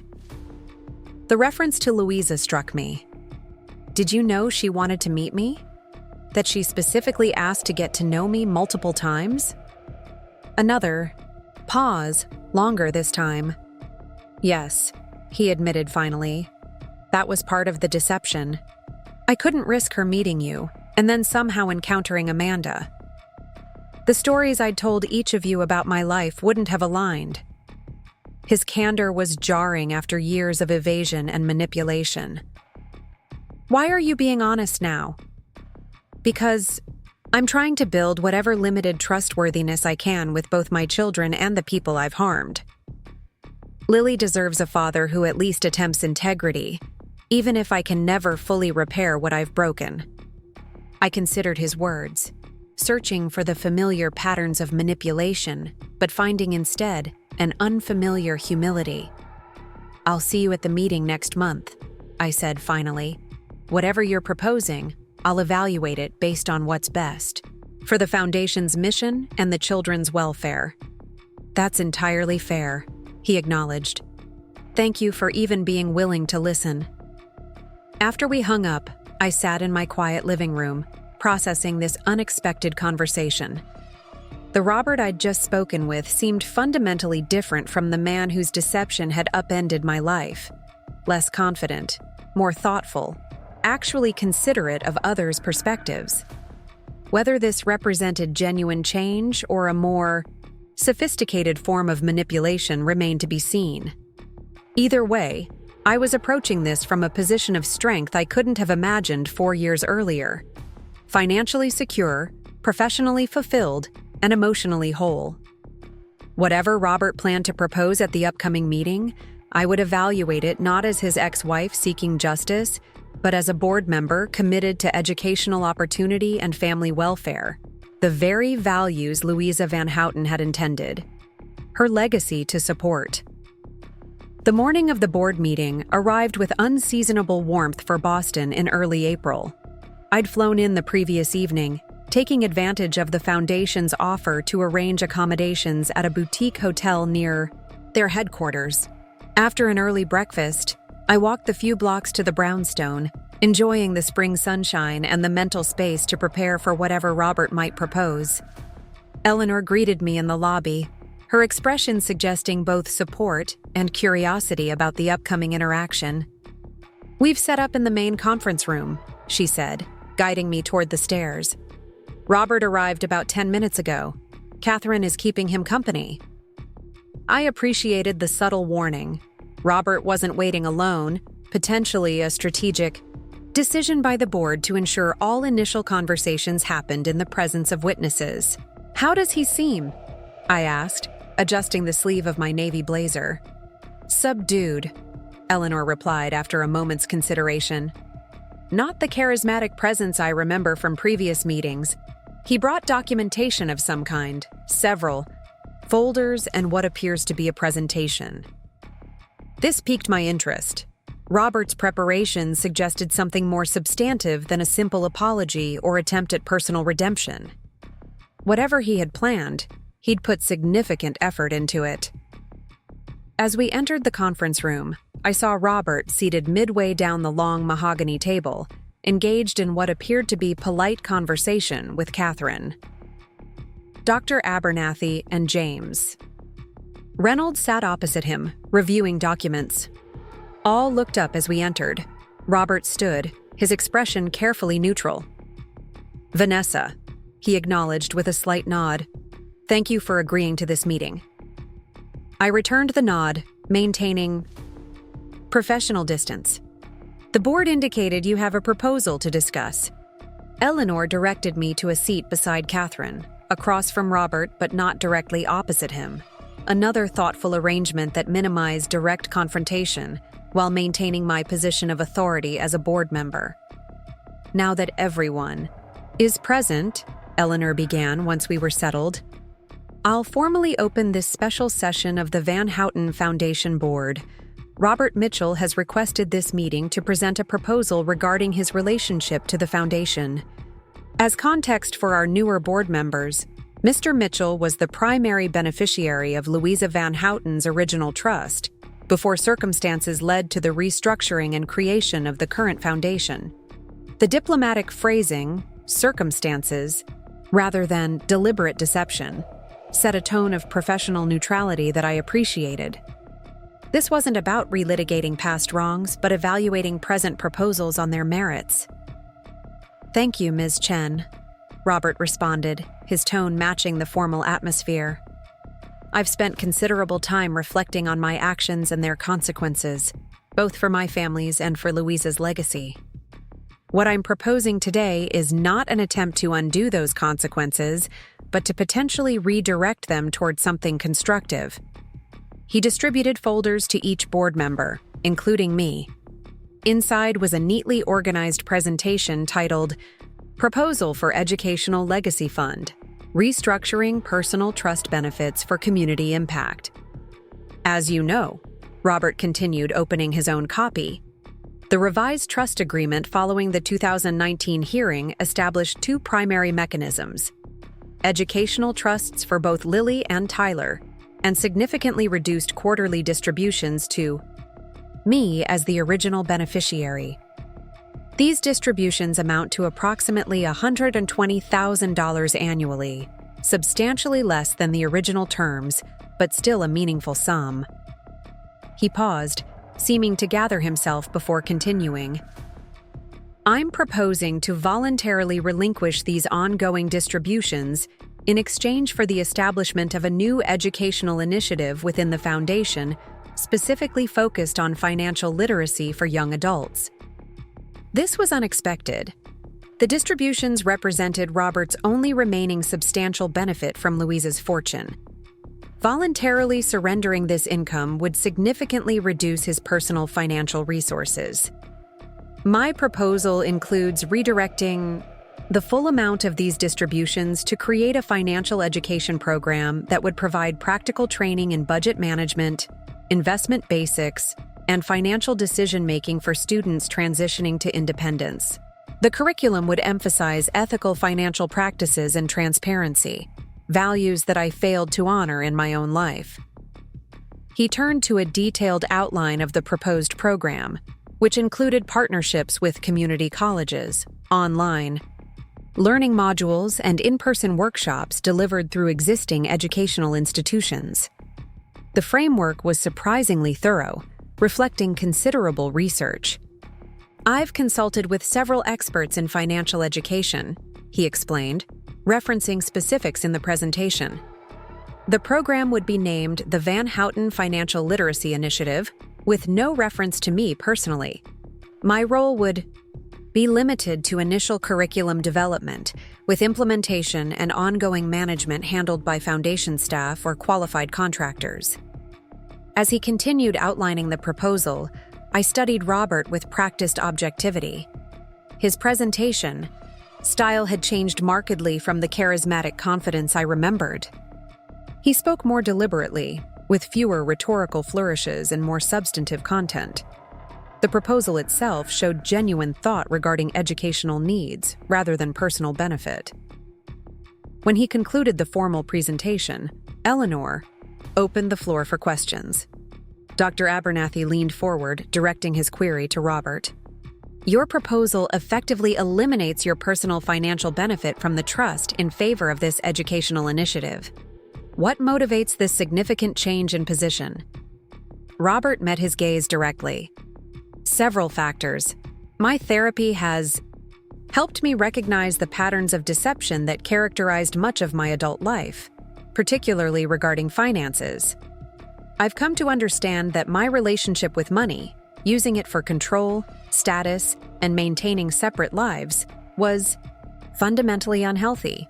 He glanced briefly at me before continuing. More importantly, I've seen the impact of financial literacy, or its absence, in my children's lives. Lily is developing a healthy relationship with money largely because of Vanessa's guidance following our divorce. Tyler is just beginning to understand financial concepts, and I want both of them to have better foundations than I provided. And your own financial situation? James Reynolds inquired. Surrendering these distributions would presumably create significant lifestyle changes. It would, Robert acknowledged. But I've established a stable career in Austin with a reasonable income. I've downsized considerably and learned to live within more modest means. The truth is, I don't need Louise's money to maintain a comfortable life. I just convinced myself I did to justify my actions. Catherine studied the proposal thoughtfully before asking, why financial literacy specifically? The foundation already supports various educational initiatives. What gap would this program fill? Robert's response was immediate, suggesting he'd anticipated the question. Financial education remains critically underserved in traditional curricula.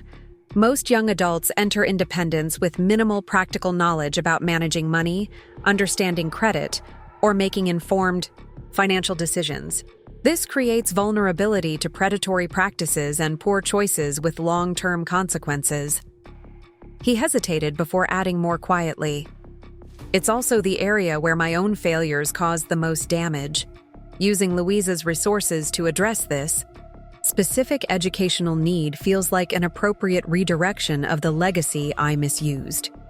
Throughout the discussion, I remained silent, processing the proposal and Robert's presentation.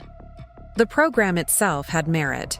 Financial literacy was indeed a gap in many educational systems, and the implementation strategy was well researched. But I was still assessing Robert's motivations and what this meant for the Foundation's broader mission. When Eleanor finally turned to me, all eyes followed. Vanessa, as both a board member with educational expertise and someone with unique perspective on this situation, we'd particularly value your thoughts. I took a moment to organize my response, aware of the complex dynamics in the room. The proposal has educational merit, I began. Financial literacy is indeed underrepresented in traditional curricula, and the program structure seems thoughtfully designed to reach diverse student populations. I turned to address Robert directly. What's less clear to me is your proposed involvement. You mentioned curriculum development, but what specifically would that entail and for how long? He met my gaze evenly.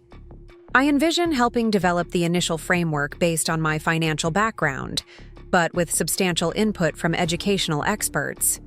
My direct involvement would be time-limited, perhaps 6 to 12 months, after which the program would operate independently under Foundation oversight. I'm not seeking an ongoing role or any public recognition.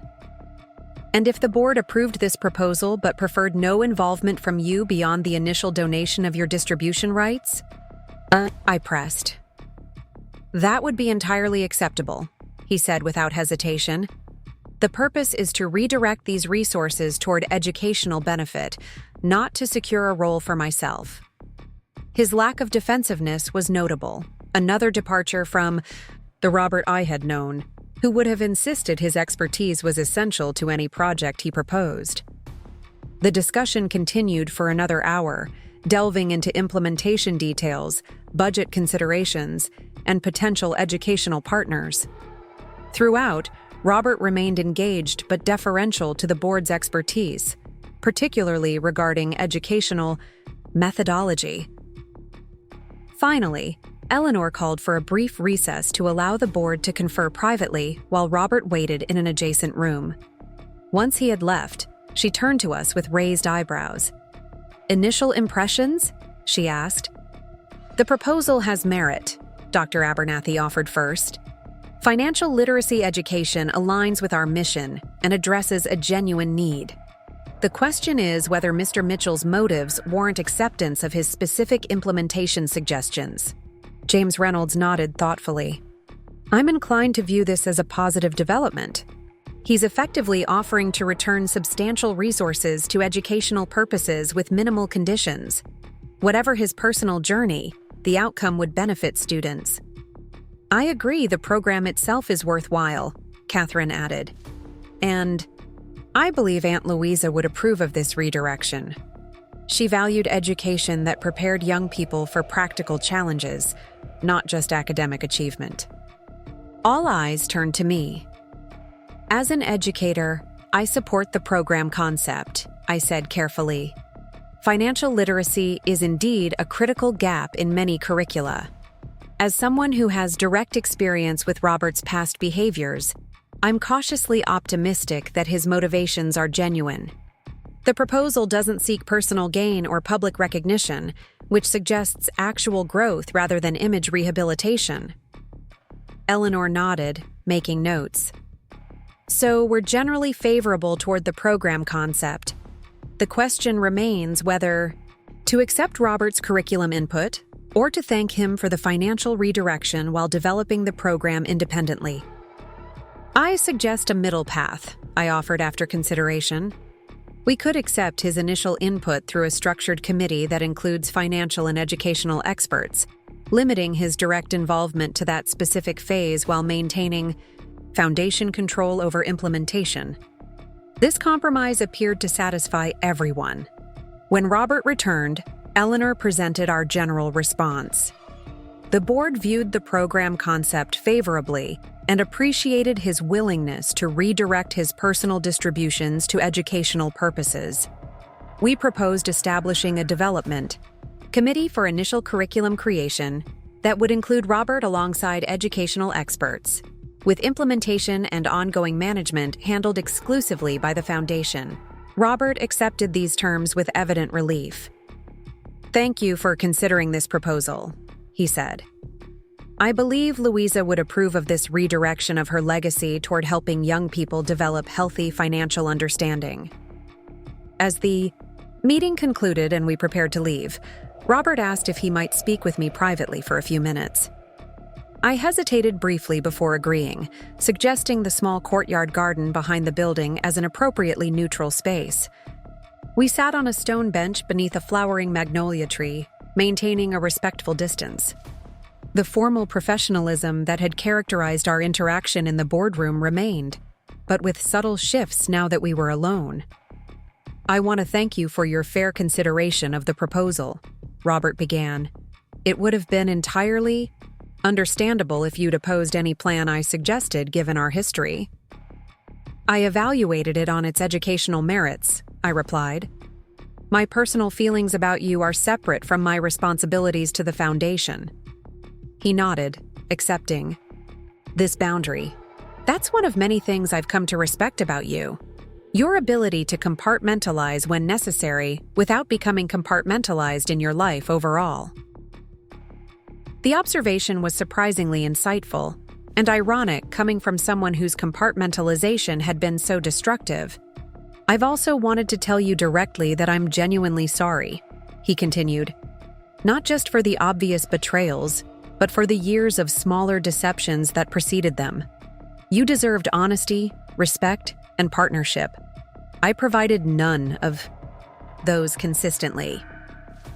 I studied him, noting the absence of the practiced charm that had once characterized even his apologies. "What changed, Robert? You've had years to offer genuine remorse. Why now?" He considered the question carefully. Many factors converged. Intensive therapy helped me recognize patterns I'd normalized throughout my life. Seeing the contrast between Lily's development under your guidance and Tyler's struggles with trust and honesty showed me the real impact of integrity versus deception. He paused, seeming to search for the right words. "But perhaps most significantly, I experienced the consequences of my actions fully when both Amanda and my subsequent partner in Arizona left once the trust distributions were reduced. I had to face that without financial advantage. My relationship patterns collapsed. That was illuminating." There was a raw authenticity to this admission that surprised me. The Robert I had known would never have acknowledged such vulnerability. "I don't expect or seek forgiveness," he added, "but I did want you to know that I recognize the harm I caused, and I'm attempting to make whatever amends are possible. Not to repair what can't be repaired, but to at least stop perpetuating negative patterns." I nodded, acknowledging his words without offering absolution. "I appreciate your candor. For Lily's sake, I'm glad you're doing this work.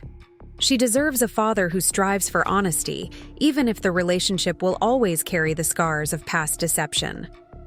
"She's remarkable," Robert said, genuine pride evident in his voice. "Perceptive, thoughtful, academically gifted. She sees through pretense immediately, a quality I imagine she's developed partly as protection against deception." "Yes," I agreed, "though I try to ensure that vigilance doesn't harden into cynicism.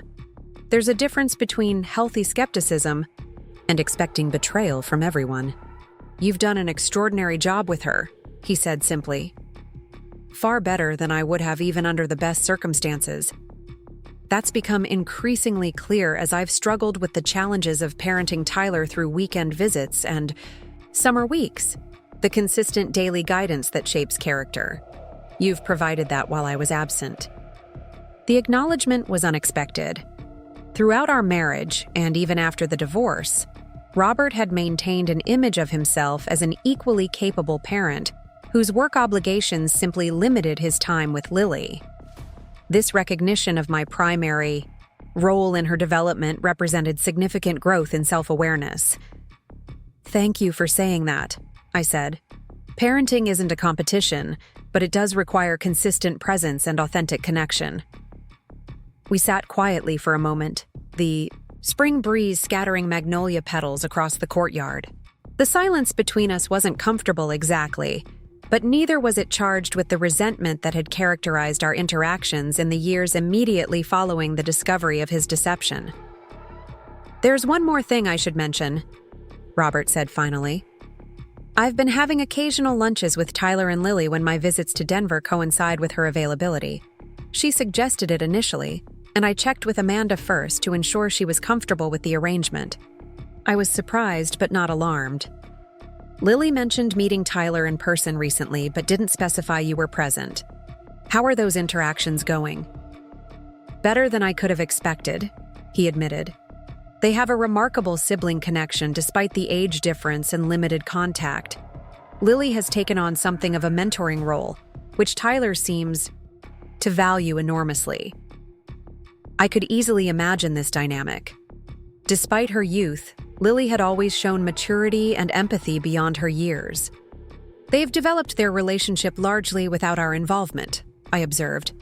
"Perhaps that's for the best, given the circumstances." Robert nodded. "They're creating their own narrative about their connection, independent of the complications. That created it. There's something hopeful in that. The next generation finding their own path through the debris of our mistakes." His metaphor struck me as both accurate and poignant. Whatever Robert and I had broken through deception and discovery, Lily and Tyler were forging something new and potentially healing from the fragments. As we prepared to leave the courtyard, Robert paused. "One last thing you should know. I've recently begun the process of legally changing my will and other directives. I've designated the educational trusts as primary beneficiaries of my estate, with specific provisions ensuring both Lily and Tyler receive equal treatment. There's not much compared to Louise's legacy, but it represents my commitment to supporting both of my children equitably." I acknowledged this information with a nod. "That's appropriate. They deserve that security and the recognition it represents." We parted with professional courtesy rather than personal warmth. The relationship that remained between us was functional rather than friendly, focused on our shared connection to Lily and the foundation rather than our past. Yet, compared to where we had been 4 years earlier, this represented significant evolution. Back in Denver the following day, I found Lily waiting expectantly for my report on the meeting. We sat at our kitchen island, sharing takeout Thai food as I explained Robert's proposal in terms she could understand. "So he's giving up his trust money to start a program about financial education?" she summarized, twirling noodles around her fork. "That's not what I expected."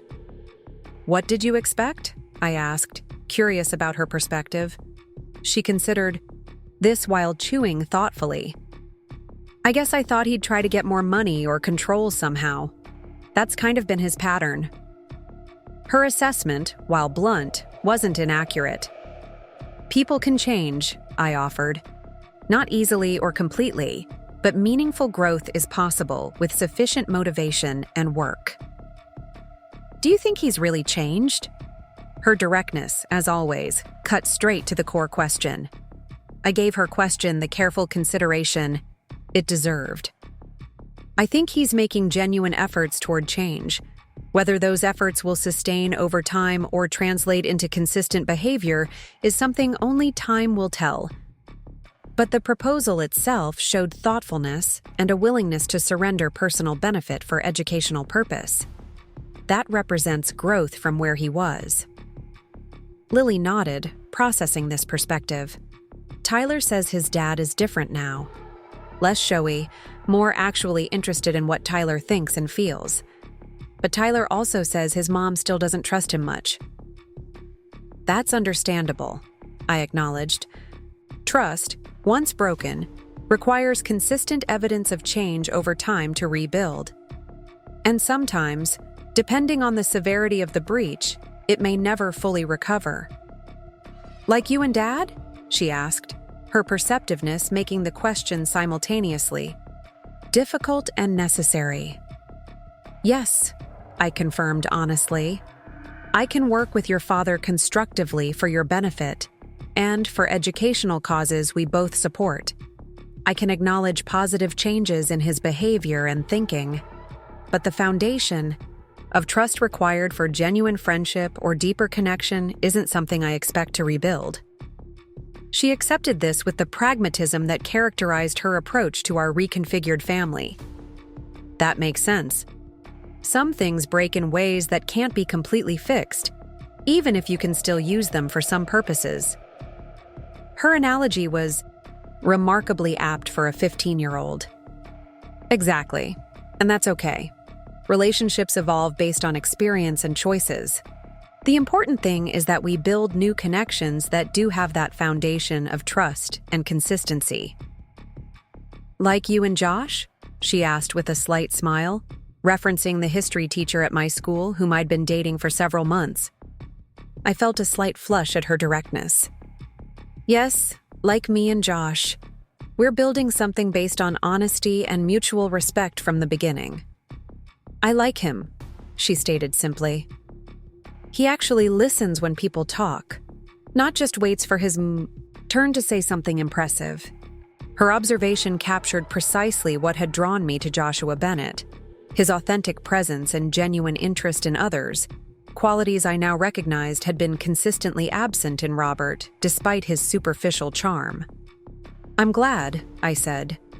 Your opinion matters to me.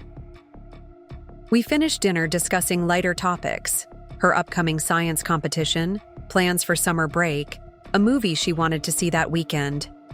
The conversation flowed with the easy rhythm we'd developed as a team, of two, strengthened rather than diminished by the challenges we'd faced together. Later that evening, I received an email from Eleanor confirming the board's formal approval of Robert's proposal with the modifications we'd discussed. The Van Houten Financial Literacy Initiative would begin development immediately, with a target: launch in selected community colleges by the following spring. Attached was a personal note. Louisa would be proud of how her legacy has evolved through your involvement. What began through painful circumstances has transformed into meaningful, educational impact. I believe that's the true measure of resilience. Not just recovering from adversity, but creating something valuable from it. As I closed my laptop and prepared for bed, I found myself reflecting on this journey, from the shocked woman standing in her kitchen holding a receipt for an extravagant watch to a respected educator helping shape a foundation's impact. The path had been neither straight nor easy, but it had led to a life more authentic and self-determined than the one I had lived before discovering Robert's deception. His second family had indeed lived in luxury while I struggled under artificial constraints. But the power that had sustained those separate worlds, control through deception, had ultimately collapsed when exposed to truth. What remained now was something more balanced. Two mothers raising their children with clarity rather than illusion. A foundation redirecting resources toward genuine educational impact, and the potential for healing across generations through Lily and Tyler's developing relationship. I hadn't just revealed who controlled Robert's fortune. I had discovered my own capacity to transform betrayal into growth, deception into discernment, and loss into new purpose. That revelation had proven more valuable than any inheritance could have been. 5 years after discovering Robert's double life, I stood at the back of an auditorium watching Lily walk across the stage at her high school graduation. Now 17, she moved with confident grace, accepting her diploma with a brilliant smile that reflected none of the turbulence that had marked her childhood. As valedictorian, she had delivered a speech about resilience and adaptation that brought tears to my eyes. Not just for its eloquence, but for how genuinely she had embodied those qualities. In the audience, I spotted Tyler sitting with Amanda, now 13 and showing early signs of his sister's academic prowess. They had made the trip from Connecticut for this milestone, their relationship with Lily having deepened through regular video calls and summer visits. Beside them sat Robert, maintaining a respectful distance from both Amanda and me while showing genuine pride in his daughter's achievement. Our lives had settled into an unexpected equilibrium, Robert had followed through on his commitment to the Van Houten Financial Literacy Initiative, which had launched at 12 community colleges across the country with remarkable success. Early data showed significant improvements in financial decision-making among participating students, with particularly strong outcomes for first-generation college attendees. My role on the foundation board had expanded to include oversight of several educational programs, a responsibility that complemented my position as principal of Westridge Academy. The professional growth had been matched by personal development. I had recently become engaged to Joshua, whose steadfast integrity and genuine partnership had shown me what a healthy relationship truly entailed. After the ceremony, we gathered in the school courtyard for photographs, a modern family constellation that would have seemed impossible in the aftermath of betrayal. Lily orchestrated the combinations with diplomatic skill, ensuring everyone felt included while maintaining the boundaries that allowed us to interact comfortably. "Mom, you and Josh first," she directed, positioning us beneath a flowering tree. Then various combinations. Lily with me, Lily with Robert, Lily with Tyler and Amanda, and finally, at Lily's insistence, one photograph with all of us together, a visual representation of how shattered pieces can reassemble into a new mosaic. As the gathering dispersed, Robert approached me while the others were distracted with gift-giving. "She's extraordinary," he said simply, "and that's largely your doing." "She's extraordinary through her own determination," I countered. "But thank you for recognizing that." He nodded, accepting the boundary implicit in my response. "The foundation board mentioned you're leading the expansion of the literacy program into rural communities. Eleanor says your educational insight has been invaluable." "It's meaningful work," I acknowledged, "particularly reaching students with limited access to financial education." "Louisa would have approved," he said. "She always believed education should be practical as well as intellectual. It's fitting that her legacy ultimately fulfilled that vision, even if the path wasn't what any of us expected." There was a thoughtfulness to his observation that reflected the personal growth he'd continued to demonstrate. While our relationship remained professionally cordial rather than personally warm, I had come to accept that his efforts toward change appeared genuine. "I've been meaning to tell you," he continued. "Tyler's been accepted to that summer science program Lily recommended. He's nervous but excited. It's his first real academic challenge away from home."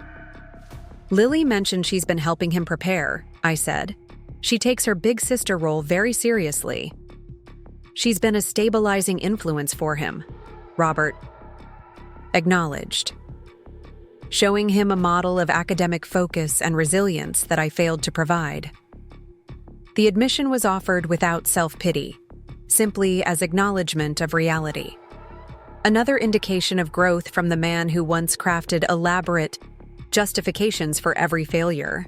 Our conversation was interrupted by Tyler running over, eager to show Lily a graduation gift he had selected himself, a sophisticated graphing calculator for her upcoming engineering studies at MIT, where she had received a full scholarship. As we moved toward the parking lot, preparing to continue the celebration at a restaurant nearby, Eleanor Chen called my cell phone. I stepped away to answer, surprised by the Saturday afternoon contact from the foundation director. "Vanessa, I apologize for disturbing Lily's graduation festivities," she began, "but I've just received news I thought you should hear immediately. Louisa's nephew William, Catherine's brother, has discovered additional journals among family papers being prepared for archival donation." "More of Louisa's writings?" I asked, intrigued by this unexpected development. "Yes, earlier ones, from when Robert was in college. William has been reviewing them and found entries that shed new light on Louisa's relationship with Robert and her intentions regarding her estate. The trustees are meeting Monday to discuss the implications, but I wanted to give you advance notice since you'll be involved in any decisions." "Thank you," I said, my curiosity piqued. "Is there anything specific I should know before Monday?" Eleanor hesitated before responding. The journals suggest Louisa had concerns about Robert's character much earlier than we realized. There are also indications she considered alternative arrangements for her estate, but was persuaded to maintain Robert as primary beneficiary despite these reservations. Persuaded by whom? I asked, though I already suspected the answer. That's unclear from the initial review. William is bringing the journals to the foundation on Monday. I simply wanted you to be prepared for potentially sensitive discussions. I thanked her again before returning to the graduation gathering, maintaining a composed expression despite the swirl of questions her call had triggered. What had Louisa observed in Robert during his college years that had raised concerns? Who had influenced her decision to proceed with the trust despite these reservations? And what implications might these discoveries have for the Foundation's current work? Those questions would wait for Monday. Today belonged to Lily's achievement and the remarkable journey that had brought us to this moment of celebration, despite the seismic disruptions of betrayal and discovery. The restaurant gathering proved surprisingly enjoyable, with Lily acting as social conductor to ensure harmony across potentially discordant relationships. Joshua chatted easily with Amanda about educational approaches, having recently completed his doctorate in curriculum development. Tyler engaged me in earnest conversation about his science interests, seeking advice on how to prepare for the summer program. Robert maintained appropriate boundaries throughout, neither seeking undue attention nor withdrawing completely. His interaction with Joshua was particularly interesting to observe. Respectful acknowledgement without artificial friendliness, a mature acceptance of how life had evolved. As the celebration concluded, Lily pulled me aside for a private moment. "Thank you," she said simply, embracing me with unexpected emotion. "For what, sweetheart?" I asked, returning her hug. "For everything," she elaborated, her expression serious beyond her years. "For showing me how to rebuild when things fall apart. For teaching me that integrity matters more than appearances. For making sure I never felt responsible for Dad's choices."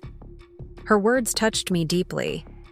In the aftermath of discovery and betrayal, my greatest concern had been protecting Lily from lasting damage. Seeing her now, confident, academically accomplished, emotionally intelligent, suggested those efforts had succeeded beyond my highest hopes. "You did the hard work," I told her honestly. "You faced difficult truths with courage and chose growth over bitterness. I'm incredibly proud of the person you've become." She smiled, the young woman's wisdom in her eyes tempered by flashes of the child she had been. "We figured it out together, right? That's what you always used to say." "We certainly did," I agreed, remembering those early days when that phrase had become our mantra, a promise that seemed impossible to fulfill at the time, yet had proven prophetic.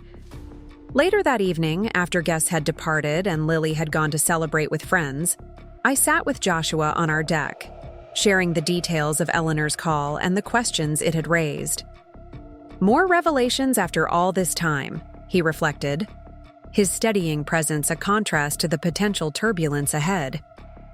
"How do you feel about revisiting Louisa's perspective on Robert?" I considered the question carefully. Curious rather than anxious, I realized. 5 years ago, such discoveries would have felt raw and triggering. Now they're more like historical context. Interesting, but not emotionally destabilizing. He nodded, understanding the significance of this response. That's the difference between healing and just coping. You've integrated the experience rather than just surviving it. His observation resonated with my own sense of the journey. The pain of betrayal had transformed over time, not disappeared but evolved into something different. Wisdom, discernment, appreciation for authentic relationships. "Whatever these journals reveal," I said, "they can't change the foundations we've built since then. Lily's education is secure. The Foundation's work continues regardless of its origins. Our life together is based on honesty rather than illusion." "All true," Joshua agreed, though I imagine it might still be validating to learn that Louisa recognized concerning patterns in Robert early on. It reinforces that the issues weren't about you failing to see warning signs, but about his deliberate deception. His insight highlighted one of the many differences between my relationship with Joshua and my marriage to Robert. Joshua consistently centered my experience and perspective rather than focusing solely on his own interpretation of events. "That's a good point," I acknowledged. Part of me still occasionally questions how I missed so many red flags. External. Confirmation that Louisa, who presumably knew him well, also had concerns might help quiet that inner critic. Monday's meeting revealed exactly that confirmation. William Van Houten, a distinguished man in his 60s, presented 3 journals spanning Robert's college years and early career. Louisa's elegant handwriting documented her evolving perspective on her godson with both affection and growing concern. The most significant entries described Robert's tendency toward situational ethics and compartmentalized relationships, even as a young man. She noted patterns of presenting different versions of himself to different audiences, initially viewing this as youthful social adaptation, but gradually recognizing it as potentially problematic character development. Most revealing was an entry from shortly before she established the trust. "I remain torn about my estate plans. Robert possesses remarkable charm and ambition, yet I continue to observe concerning patterns in his interpersonal relationships. He presents whatever version of himself he believes others wish to see, rather than maintaining consistent, authentic presence. Gerald insists I'm being overly critical of normal young adult development, that Robert deserves the opportunity my resources would provide. Perhaps he's right. I have no children of my own by which to judge typical maturation. Still, I can't shake my concern that without proper guidance, Robert's talents could be misdirected." "Who was Gerald?" I asked, the name unfamiliar after years of exploring Louisa's history. Catherine explained, "Our uncle, Louisa's brother-in-law. He was extremely fond of Robert and acted as something of a champion for him within the family. We've since learned he also had financial difficulties during that period and may have viewed Robert's inheritance as potentially beneficial to his own situation." The journals provided a sobering window into how family dynamics and manipulation had influenced Louisa's decisions despite her own instincts.